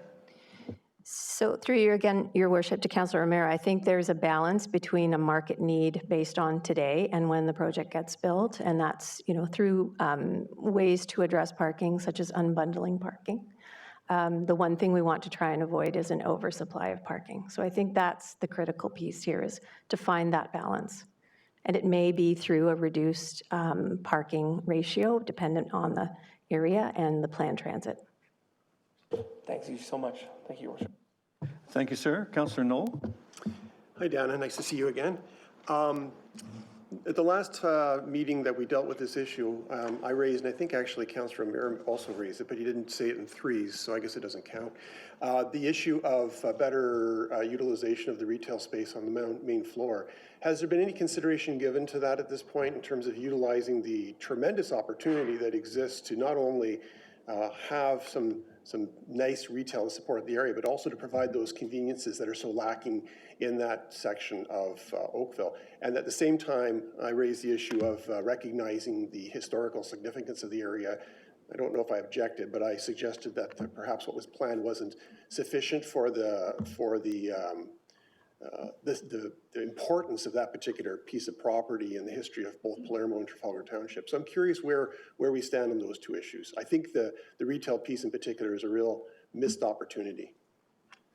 Yes, thank you. Through Your Worship, to Councillor Knoll, on the retail, I can tell you that that is one area of focus for revision in terms of both the location of the retail and the size of the retail. And also in terms of the discussion related to the heritage recognition. That is something, and I'm hoping that we've reserved some time during our meeting with Ms. Shepard to discuss that matter. Thank you. All right, Ms. Anderson, thank you very much. I hope all the councillors appreciate hearing yes so much. And, thank you. We have nothing else for you. Thank you very much.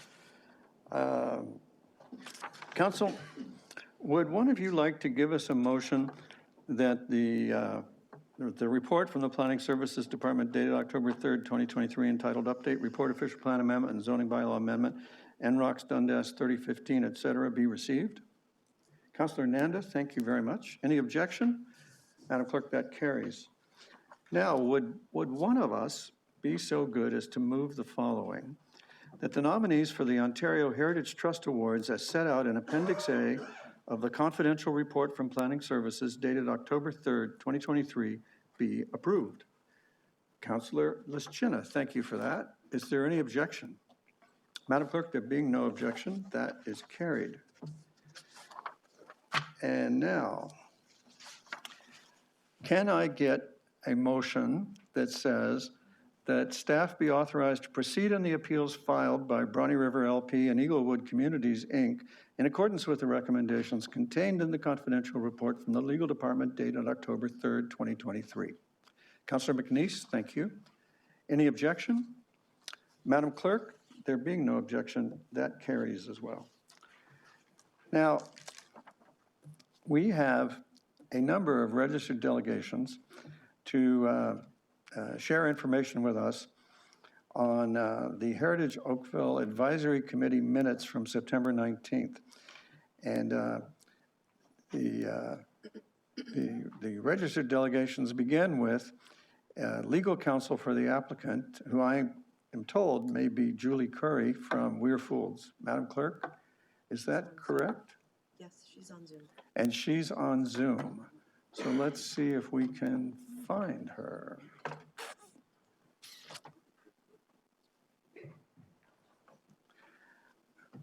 I have found her. She may be working to shift to the other panel and join us. So, does somebody want to call her? Oh, here she comes.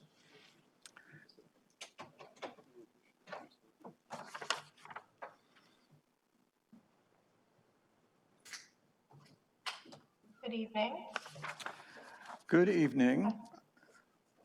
Hi, everyone. Can you hear me okay? Yes, we can. Great. My name is Julia Curry, and I'm a land use planner at Weirfolds LLP. And we represent Katie and Dustin Brown, the owners of 212 King Street and the applicants of this permit. Next slide, please. So on the screen, you can see the subject property. It is located on the southeast corner of King Street and George Street in downtown Oakville. And the property is located within the old Oakville Heritage Conservation District. Next slide, please. So the heritage permit application before you is for the demolition of the existing rear wings of the house and the garage, and for the construction of a new rear addition with an attached garage. The subject property contains a circa 1860 James Kelly house, a 1.5-story brick house.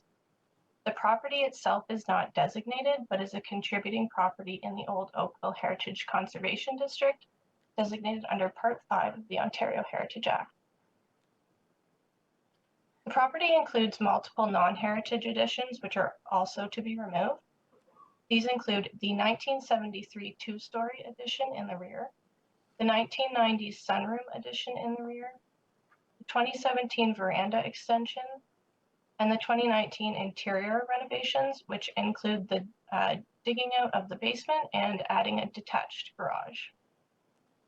Our client purchased the property in 2021. The Heritage House is identified in the HCD plan as being conserved, and the new addition will be set back to the rear and side of the historic building to allow it to become the focal point of the structure. The additions are sensitive to and contribute to the character of the HCD. Next slide, please. Thank you. So Heritage staff are in the opinion that the proposed addition meets the guidelines of the HCD and that the existing topography, views, and openness of the property's northwest corner are not going to be impacted by the application. The historic brick house is to be maintained and restored where necessary. Staff recommended approval of the application following, subject to the following conditions, which you can see on the screen.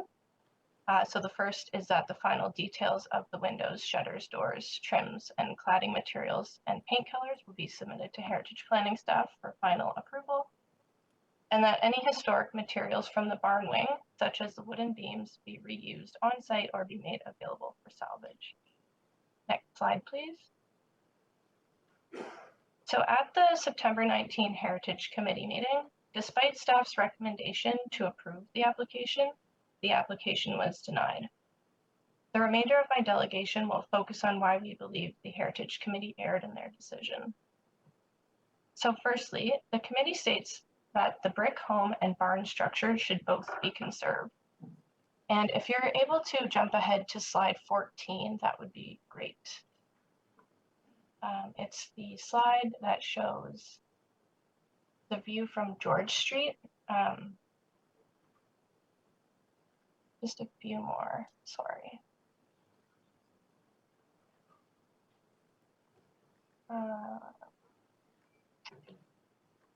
So the next one. Perfect, okay. So in the photo of the existing structure here, you can see to the rear of the brick portion of the building is what is considered the barn structure. So the committee states that the brick home and the barn structure should both be conserved. Staff are in the opinion that only the brick portion of the structure needs to be retained and conserved, which aligns with our client's application. Staff recognize that the barn wing is historic, despite not knowing the exact date it was built, but that it's not considered to be a distinguishing feature on the site, and it's not identified as such in the HCD. Given the minimal historic material remaining on the exterior of the original barn structure and the number of changes made to it over time, staff are in the opinion that it does not have sufficient cultural heritage value to merit retention, but they've added the condition, as I noted above, that the historic materials are to be reused, and our client agrees with that. As you can see, the heritage integrity of the barn structure has been lost over the course of numerous renovations, And if we could now, sorry, go back to slide 6. Sorry to jump around a little bit. Yeah, it's just a few more. The slide that says views to be conserved. That, yeah, there we go. Perfect. Thank you. So the committee also listed in their denial of the application that the views and vistas should be conserved. The HCD requires various vistas and views to be conserved, including the openness at King Street and George Street as seen on the screen. The proposed application does not encroach further into the existing building setback, and the proposed addition is actually located into the interior side yard and the rear yard. So the view as it is today will remain as is, and therefore it is both staff's opinion and our submission that our client's application does conserve the vistas and views. There is no change on site to this element. Next slide, please. So this slide shows properties that have attached garages. The red stars indicate designated homes, and the yellow stars designated home are homes that are have attached garages. So all of these homes have, as indicated on this image, have attached garages. The committee listed that an attached garage is not in keeping with the character of the HCD. Staff has not raised any concerns with the proposed attached garage, and given how many you can see on the screen, it's our opinion that having an attached garage is part of the character of the neighborhood. And if you can go to the next slide, the next few images are just some nearby examples of some attached garages. So this one is at 212 Front Street, which is just south of the property. And next, please. This is 22 George, which is west of the property, just across George Street. Next, please.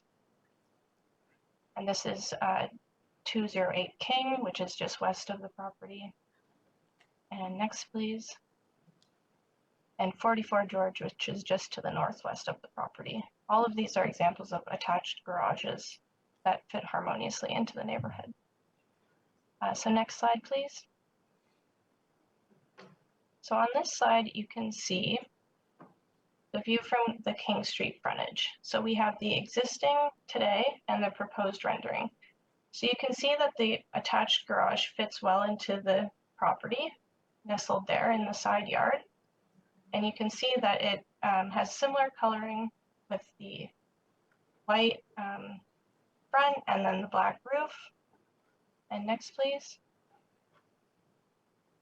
So this image is a view from the intersection at King and George, and you can see that many of the elements are the same. You have the veranda along the side, you have similar shutters, and it actually just looks like a, it looks almost same, just freshened up and revitalized, and retaining the heritage feature at the front there and making it more prominent to King Street.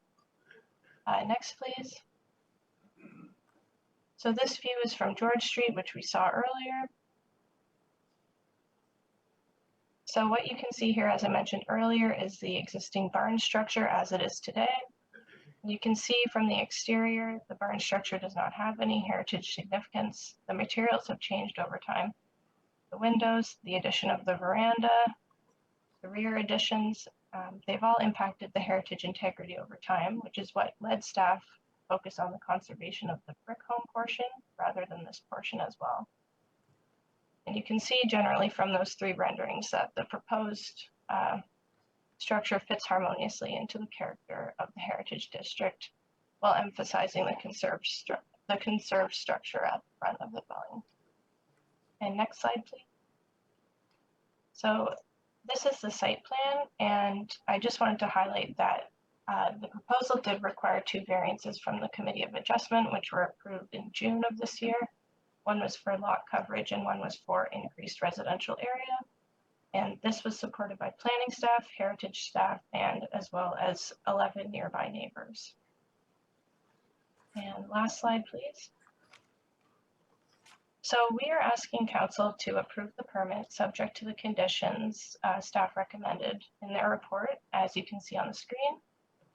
Ultimately, what will be built here will have heritage character that will continue to contribute to the HCD. By supporting the modification of the building, you are ensuring the long-term reinvestment, integrity, and viability of the heritage resource. As you probably saw today, numerous neighbors have written in to express their support for the application.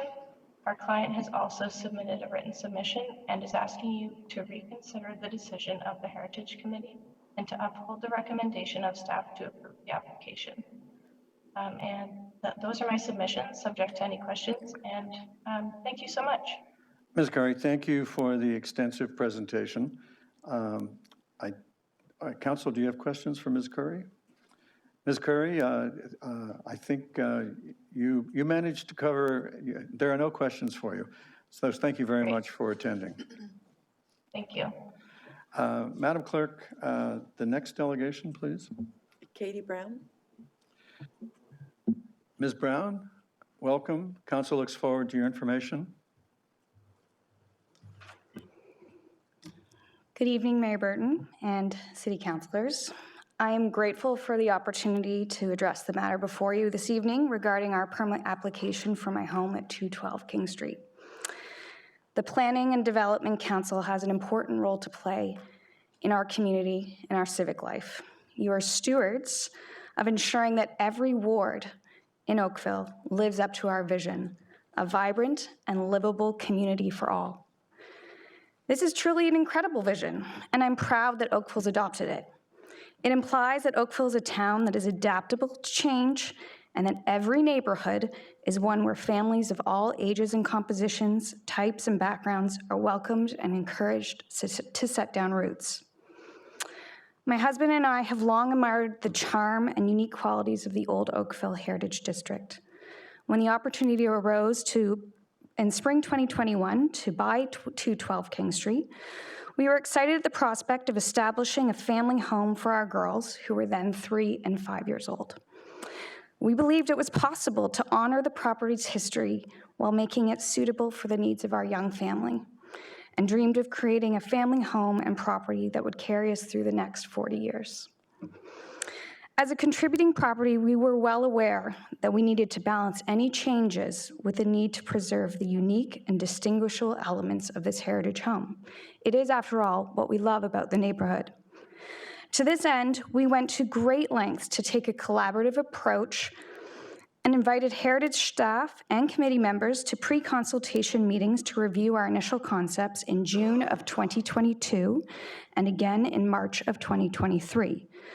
After each meeting, we incorporated their feedback into our plans, and both times, the site meetings proceeded positively.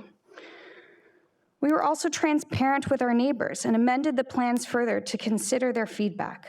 While this process was no doubt added time and cost to our project, we wanted to ensure we were being respectful of the many stakeholders in our community. With a very strong recommendation from staff, which Julia just outlined to you, 11 letters of support from our neighbors, which I had included in my package tonight, and no substantive concerns raised by the 5 Heritage Committee members who attended our pre-consultation meetings, we were very surprised by the lack of support for our application during the Heritage Committee hearing. As Heritage staff will attest, and I invite you to ask them for more background, the proposal aligned with the spirit and the letter of the guidelines. The proposal protects the distinguishable aspects of the property, namely the brick house, James Kelly House, identified in the Heritage Inventory. The proposal is sympathetic to the character of the neighborhood. Working with our architect, we use similar materials and styles to fit into the unique character of this neighborhood. The proposal aligns with precedent. There are numerous examples of attached garages in the district, and there are projects that have been proposed to remove and replace historical additions. In fact, I believe there is one in the application process right now by some of the delegates you will be hearing from tonight. This proposal maintains the views and vistas by protecting the open space at the northwest corner of the property identified in the Heritage District guidelines. We would also point out that by relocating the garage to the interior of the property, it is less visible from the corner, enhancing the public sightlines along the popular George Street corridor. And from our perspective, the proposal provided us with the much-needed private amenity space for our children to run and play in a safe area, and the flexibility to create interior spaces that are conducive to modern family needs. At the Heritage Committee, it was clear that the views and opinions of a few members of the ORLA, the Oakville Residents Lakeside Association, seemed to outweigh the professional opinions of your staff and the clear support of our community. It was also surprising that Mr. Gordon, a former owner of 212 and a Heritage Committee member who had reviewed our proposal during the March 2023 meeting, chose to withhold information regarding the history of our property and presented hearsay information as fact to the other committee members during the committee meeting. This no doubt influenced the outcome and did not give us the chance or Heritage staff to review, verify, or respond to the claims. This is both frustrating and disheartening, and it seems to undermine the very process set out by the town to help residents navigate heritage projects. We hope that as council members, you will seek to champion and uphold this process that you created. Once again, I ask you to consider the vision of Oakville, a vibrant, livable community for all. Residents throughout Oakville, particularly young families like ours, should be encouraged to invest in their communities today and for the generations that follow. Your decision today is not only about my property, it sends a message to our community. If you choose not to agree with the Heritage Committee, you send the message, we embrace responsible change, we embrace families, we are adaptable. However, if you agree with the recommendation of the Heritage Committee in this instance, I fear that current and future residents will have lost faith in this process and will be wary of investing the significant amount of time, energy, and financial resources required to maintain these cherished properties. I thank you very much for your time and welcome any questions. Thank you, Ms. Brown, for your presentation. Council, do you have questions? Thank you, ma'am. There are none. Madam Clerk, the next delegation, please. Anita McKay and Jane Hawkrigg. Council, unless someone objects, I propose to waive the time requirement so that Anita and Jane can have 10 minutes each and a total of 20 minutes. And I trust that my generosity to the legal counsel for Ms. Brown balances that out. Welcome. We look forward to your information. Who goes first, or are you going back and forth? No, I'll go first, and then when I finish, Jane will go next. So I'm Anita Mackey, and good evening to the mayor and members of council. I'm a member of the board of the Oakville Lakeside Residents Association and chair of the Heritage Working Group Committee of the board. We're here tonight to express our support for your approval of the recommendation by the Heritage Advisory Committee and to deny the application for 212. This decision of the committee was a unanimous decision, save for one committee member who voted against the denial. Very, very strong recommendation, I would say.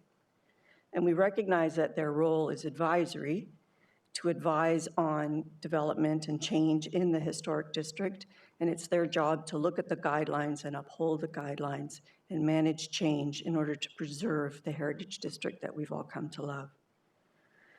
We've given a number of submissions to the town planning staff in August of 2023 and to Heritage Oakville in September 2023, and we attended the Heritage Oakville meeting and made a presentation, which is attached. And we're just going to walk you through some of the highlights of that presentation now, and then we'll be happy to answer your questions. If I could get the next slide, please. So our position as currently presented, the original application for the 212 King Street is not compatible or sympathetic with the Heritage House and the overall character of the district, and we agree with the recommendation of the Heritage Committee. that it be denied. Our key points is that it's the combined brick and frame structure, which was existence on the property since circa 1891, and it could be as early as 1860. That's the heritage structure and fabric that needs to be retained and incorporated into any changes. And demolition of that historic addition, we'll call it an addition, we don't know which one came first, but the frame addition at the back is as historic as the brick. We also think that the outbuilding and driveway should remain facing George Street on the southwest of the property, and the proposed design and massing of the proposal is really substantially a new build that overwhelms the modest heritage character of this property. Next slide, please. So you can see in the history, and these are the fire maps. In 1910, it shows that the structure was there, including the frame structure. Next slide, please. 1972 heritage inventory shows the brick frame at the front, and you can see the addition at the side, which has also been there for a very long time. And looking at the census from 1891, it shows that there was a 9-room building on that site, so not just the front brick part of the structure.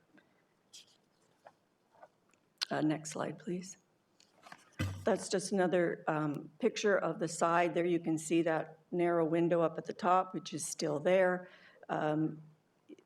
If you show me the next slide, please. So, and actually I'll go one more so I can get through this a little faster. So there you get the comparison of what is the historic part of this building, which is the brick and the frame structure circa 1891. In 1971, the veranda addition application was made in 2017. You can still see and recognize the frame structure, which was nicely preserved in that 2017 heritage application for approval of that renovation. Next slide, please. If you look at the old Heritage District Plan, the one that's in existence now, it actually says, and I'll quote from it, "This modest 2-bay, 1.5-story house appears to date from the 1860s with the addition to the rear and the decorative veranda." It includes both elements in the original Heritage District Plan, not just the brick structure, as legal counsel mentioned. The guidelines also do not support demolition of the heritage fabric of a building. Specifically, it says, "The distinguishing original qualities and character of a structure or environment shall not be destroyed." Next slide, please. So this is about the 2017 heritage application that was made, and this was the heritage staff opinion at the time. So an approval was given for the veranda extension on the west side of the 1891 frame building and replacement of that bay window. And the staff report concluded, with the exception of the first floor bay window, which should be retained on site and reused in future alterations/additions, no other heritage fabric is to be directly impacted by the new structure. Staff therefore recommend this application be approved. Next slide, please. So the exterior heritage fabric of the pre-1891 brick and frame structure referenced in the 2017 staff report remains in place and is visible to this day. And nothing has been changed to the exterior of the heritage fabric for the house from what was approved in 2017. And then the heritage guidelines also say, in the event that replacement is necessary, new material should match in composition, design, color, texture, and other physical qualities. And new windows should match the historic windows inside, number of panes, color, and reflective qualities. Many of our buildings in our area have had things replaced on them, stucco added, because the old stucco is fallen off.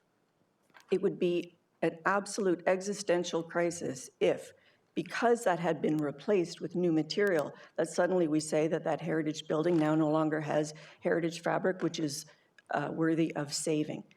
We would put many of the buildings, the historic buildings in our district, at great danger if we use this as a precedent. And I would like to correct the record. Someone said that one of the delegates has a house that's being proposed for, they're saying that there's an application for demolition. If they're referring to my house, which is up for a heritage approval, which we are looking to get in Committee of Adjustment, I am not tearing down any part of the original heritage house. So that's wrong information. We will be preserving it. In fact, I told the architects and the builder that you will have to dig out and support this basement, which is a stone foundation now, in order to support this building. And you can just do the changes up at the top, which are minor to the building. So I just wanted to correct that if someone got that impression that what was good for the goose was not good for the gander. Next slide, please. So our conclusion is on the key point that the combined brick and frame structure circa 1891 is the heritage structure and fabric that needs to be retained and incorporated into any proposed changes. Demolition is not appropriate or consistent with the Heritage District Plan and guidelines, and that is what the Oakville Advisory Heritage Committee said as well. Jane, over to you. So I'll have the next slide, please. Our second point is that any outbuilding and driveway should remain facing George Street at the southwest end of the property. This is consistent with the history of the property, circa 1891, we know for sure. An attached outbuilding is not consistent with heritage buildings pre-1900. I know you've just seen in the presentation from legal counsel for the applicant some examples of attached garages. There were only 2 examples in the 7 that were presented that I could quickly count that were actually heritage homes that are attributed to pre-1900. We did some research. Almost 50% of the houses in the district are from the pre-1900 era. Only 5 of those houses have attached garages. And the reason for that is that the character of the area supports outbuildings, things that are not attached to the houses, because typically you'd find horses and cows and goats in them. So they were not attached. The history of this, the proposed attached garage that they're proposing on the east side will block the traditional views of the north-south orientation that we typically see on this property. There's 2 heritage guidelines that are relevant, that the distinguishing qualities are not destroyed, but the environment also. Our argument is that the attachment and the change of the driveway's location does that. Next slide, please. So we've made to you 2 key points that we think are pretty relevant to consider in terms of this application. One is about the heritage structure itself. We're arguing that the brick and the frame together are it. And the second is that the outbuilding and driveway should remain. We strongly believe that these 2 points on their own support the denial of the application. We'll move to the next slide, please. However, with these 2 key points as the foundation for our perspective, we also want to comment on the proposed design and massing of the new build, and it is a new build. The district plan identifies 212 King Street as a modest house on a tree-lined street with open views, given its prominence on the corner property.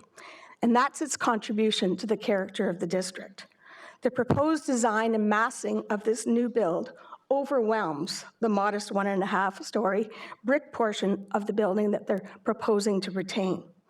The new build is no longer modest in nature, and it completely surrounds any remaining heritage fabric. There are 3 elevations that we want to draw your attention to, and so we'll go to the next slide. This is the north elevation facing King Street.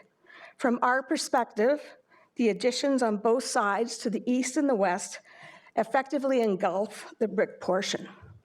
And the distinguishing original qualities of the modest brick form, as proposed in the application, will be even further altered with the addition of 3 new window openings on the ground level. Next slide, please. This is the west elevation. Given the gully nature of the overall of the property along George Street, the overall height and massing in our mind will be even greater in terms of overwhelming. In addition, it's our understanding from the applicant's renderings that there will be a hardscaping fence, mostly solid in nature, because I think they're wanting to have a swimming pool close to the western lot line, which will again affect vistas and views. Next slide, please. and this is the south elevation.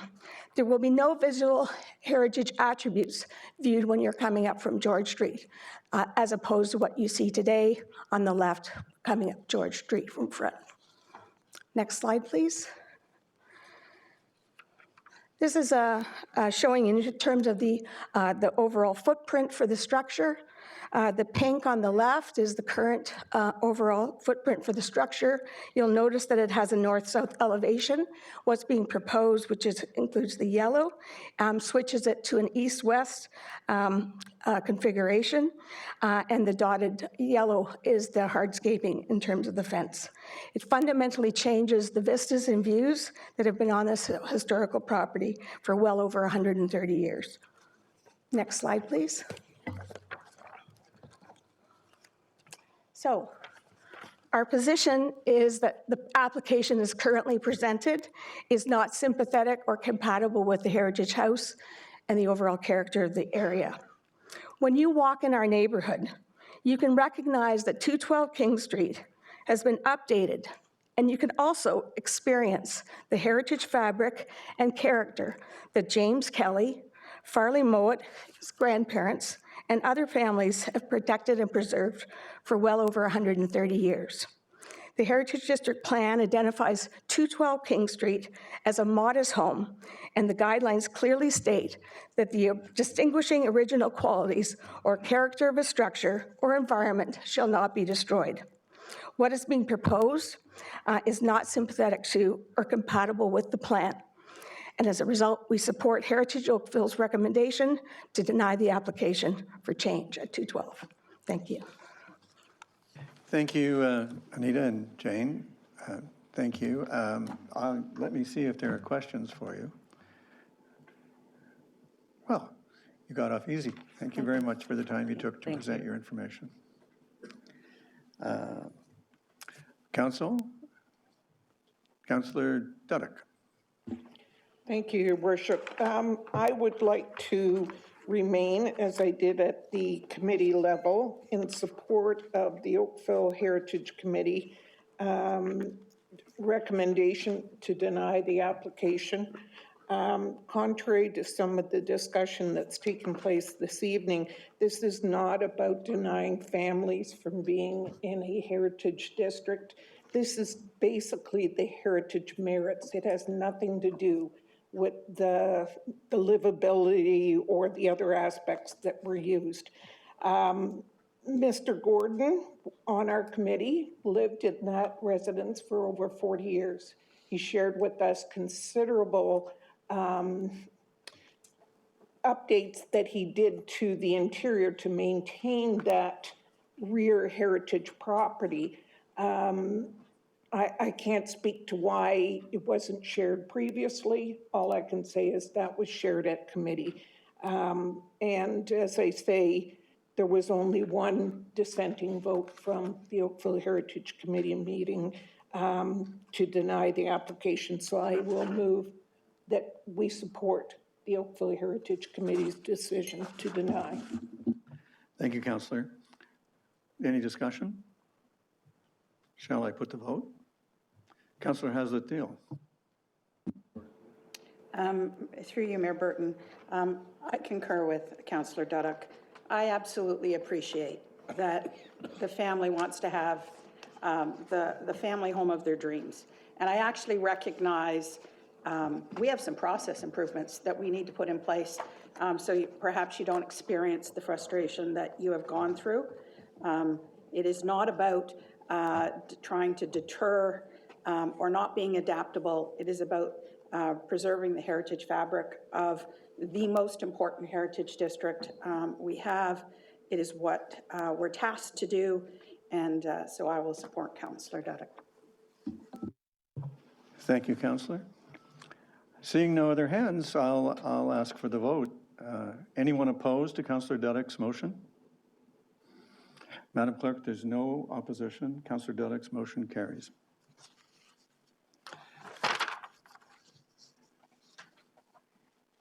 Council, we now need a motion to rise and report. Councillor Grant, thank you. Any objection? There being none, that carries. I rise and report the Committee of the Whole met and made recommendations on the consent items, the public hearing items, the discussion items, and the confidential discussion items, and the advisory committee minutes, as noted by the clerk. I need a mover and seconder for the report. Councillor Chisholm and Councillor Giddings, thank you. Any objection? Madam Clerk, there being none, the report is adopted. Is there any, I will ask if anyone, I have new business to convey, but I'll ask if anyone else wants to go first. Councillor Dudek. Your Worship, I don't know if this is new business or the congratulatory condolence portion. If that's the case, I'd like to. This is the place. Okay, thank you. I'd like to share with members of council and with those at home a posting that was made to Facebook by a member of the St. Paul's congregation, which I'm a member of. For those of you who don't realize, we're an affirming church, and like St. Aidan's, who is also an affirming church, St. Aidan's was subject to vandalism and targeting their views on inclusivity of everybody to attend, be able to be welcomed. It was no surprise that shortly thereafter, our church was also vandalized. And I'm sharing, this is from our church organist. Today I arrived at church to see vandalism and hate speech sprayed and scratched onto our building. How did we respond? With joy and love and increased conviction that we're doing good and necessary work. You want to know why we need to teach LGBTQ 1S, 2S plus rights in school? This is, my friends, why we teach inclusivity and love through education. It is why we teach about different cultures and anti-Black racism as well. The LGBTQI or 1S, 2S plus community is just the easiest target right now. Let's work to make it harder for the bigots to target the marginalized. She didn't want to post the pictures because she didn't want to give the cowards any more free advertising, but needless to say, they had everything covered up with rainbows and a new flag up as soon as the police had left, and I commend the police. They were extremely prompt to attend at the site, and the church wants to convey that to Councillor Knoll. We are more energized than ever and convinced that we must be doing good and necessary work to be such a target. So I congratulate them. I also had the opportunity last week to attend a very moving dedication of the Rainbow Crosswalk on Lakeshore and Kerr. And St. Aidan's and St. Paul's members joined along with anybody else who wanted to participate. And as I say, it was a lovely way to give closure to a very ugly situation. Thank you, Councillor Dudek. Totally consistent with the spirit with which you addressed last week the conflict in Gaza and Israel. Councillor Knoll and then Councillor Haslett-Thiel.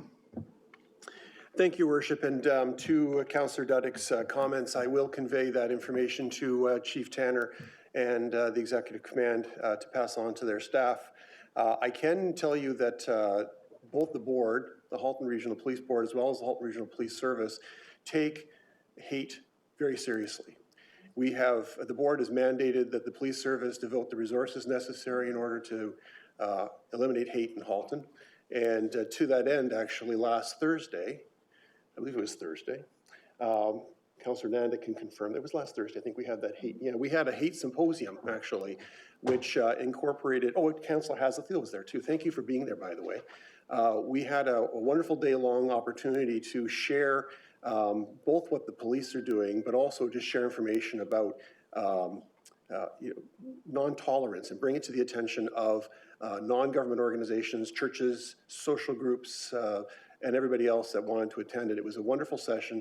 We all left unified and ready to combat hate in Halton, and it is certainly I've seen sort of a sneak preview of some of the survey results, and I'll tell you that it is coming out loud and clear in the upcoming business plan that the Halton Police Service will be putting forward in 2024. So thank you for those comments, and I'll be passing them on. And my condolences, I guess, or whatever the appropriate term is, to your church. That's a horrible experience to go through. Thank you, Councillor Knoll. Councillor Haslett-Deal. Through you, Mayor Burton, I wanted to just read to council a letter that the BIA has written to the town. It says, we wanted to share some incredibly exciting news with you and express our sincere gratitude for your outstanding support and partnership. On September 30th at the Communities in Bloom National and International Awards in Alberta, downtown Oakville was proudly presented with the Best Downtown Area Award. This prestigious recognition places us in the spotlight among participating municipalities from around the globe, including Canada, Ireland, Italy, Slovenia, and South Korea. The Best Downtown Area Award serves as a testament to the immense value and substantial economic benefits of downtown areas for local communities and the small businesses that are the lifeblood of these vibrant districts.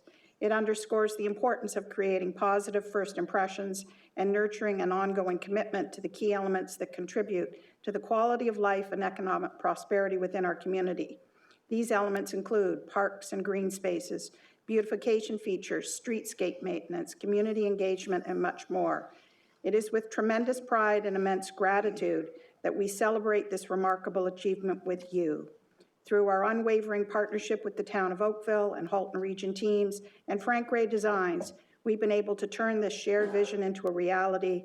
Your dedication and support and collaboration have been absolutely essential in making this award possible. We firmly believe that this recognition belongs not just to the Downtown Oakville BIA, but to all of us. Together, we have demonstrated the incredible potential and success that can be achieved when we are able to collaborate for a common goal, making downtown Oakville the best part of the day for our community and the visitors that spend time here. Thank you, Councillor. It's always gratifying to see when one's vision for a remade streetscape works out so well. And I do hope that everyone on council will remember this and support the streetscape studies and proposals for Bronte and Kerr as they come in due course. Just saying. When it works once, you got to try it second and third time too. All right, well, thank you very much, everybody, for those things. I would like to solicit a mover and seconder for consideration and reading of bylaws. Councillor Elgar and Councillor Knoll, thank you. Any objection? There being none, the bylaws are considered read and passed, and that completes the work of this meeting. I thank everybody for the time and effort that everybody gave. It's been terrific working with you, and the meeting is now done.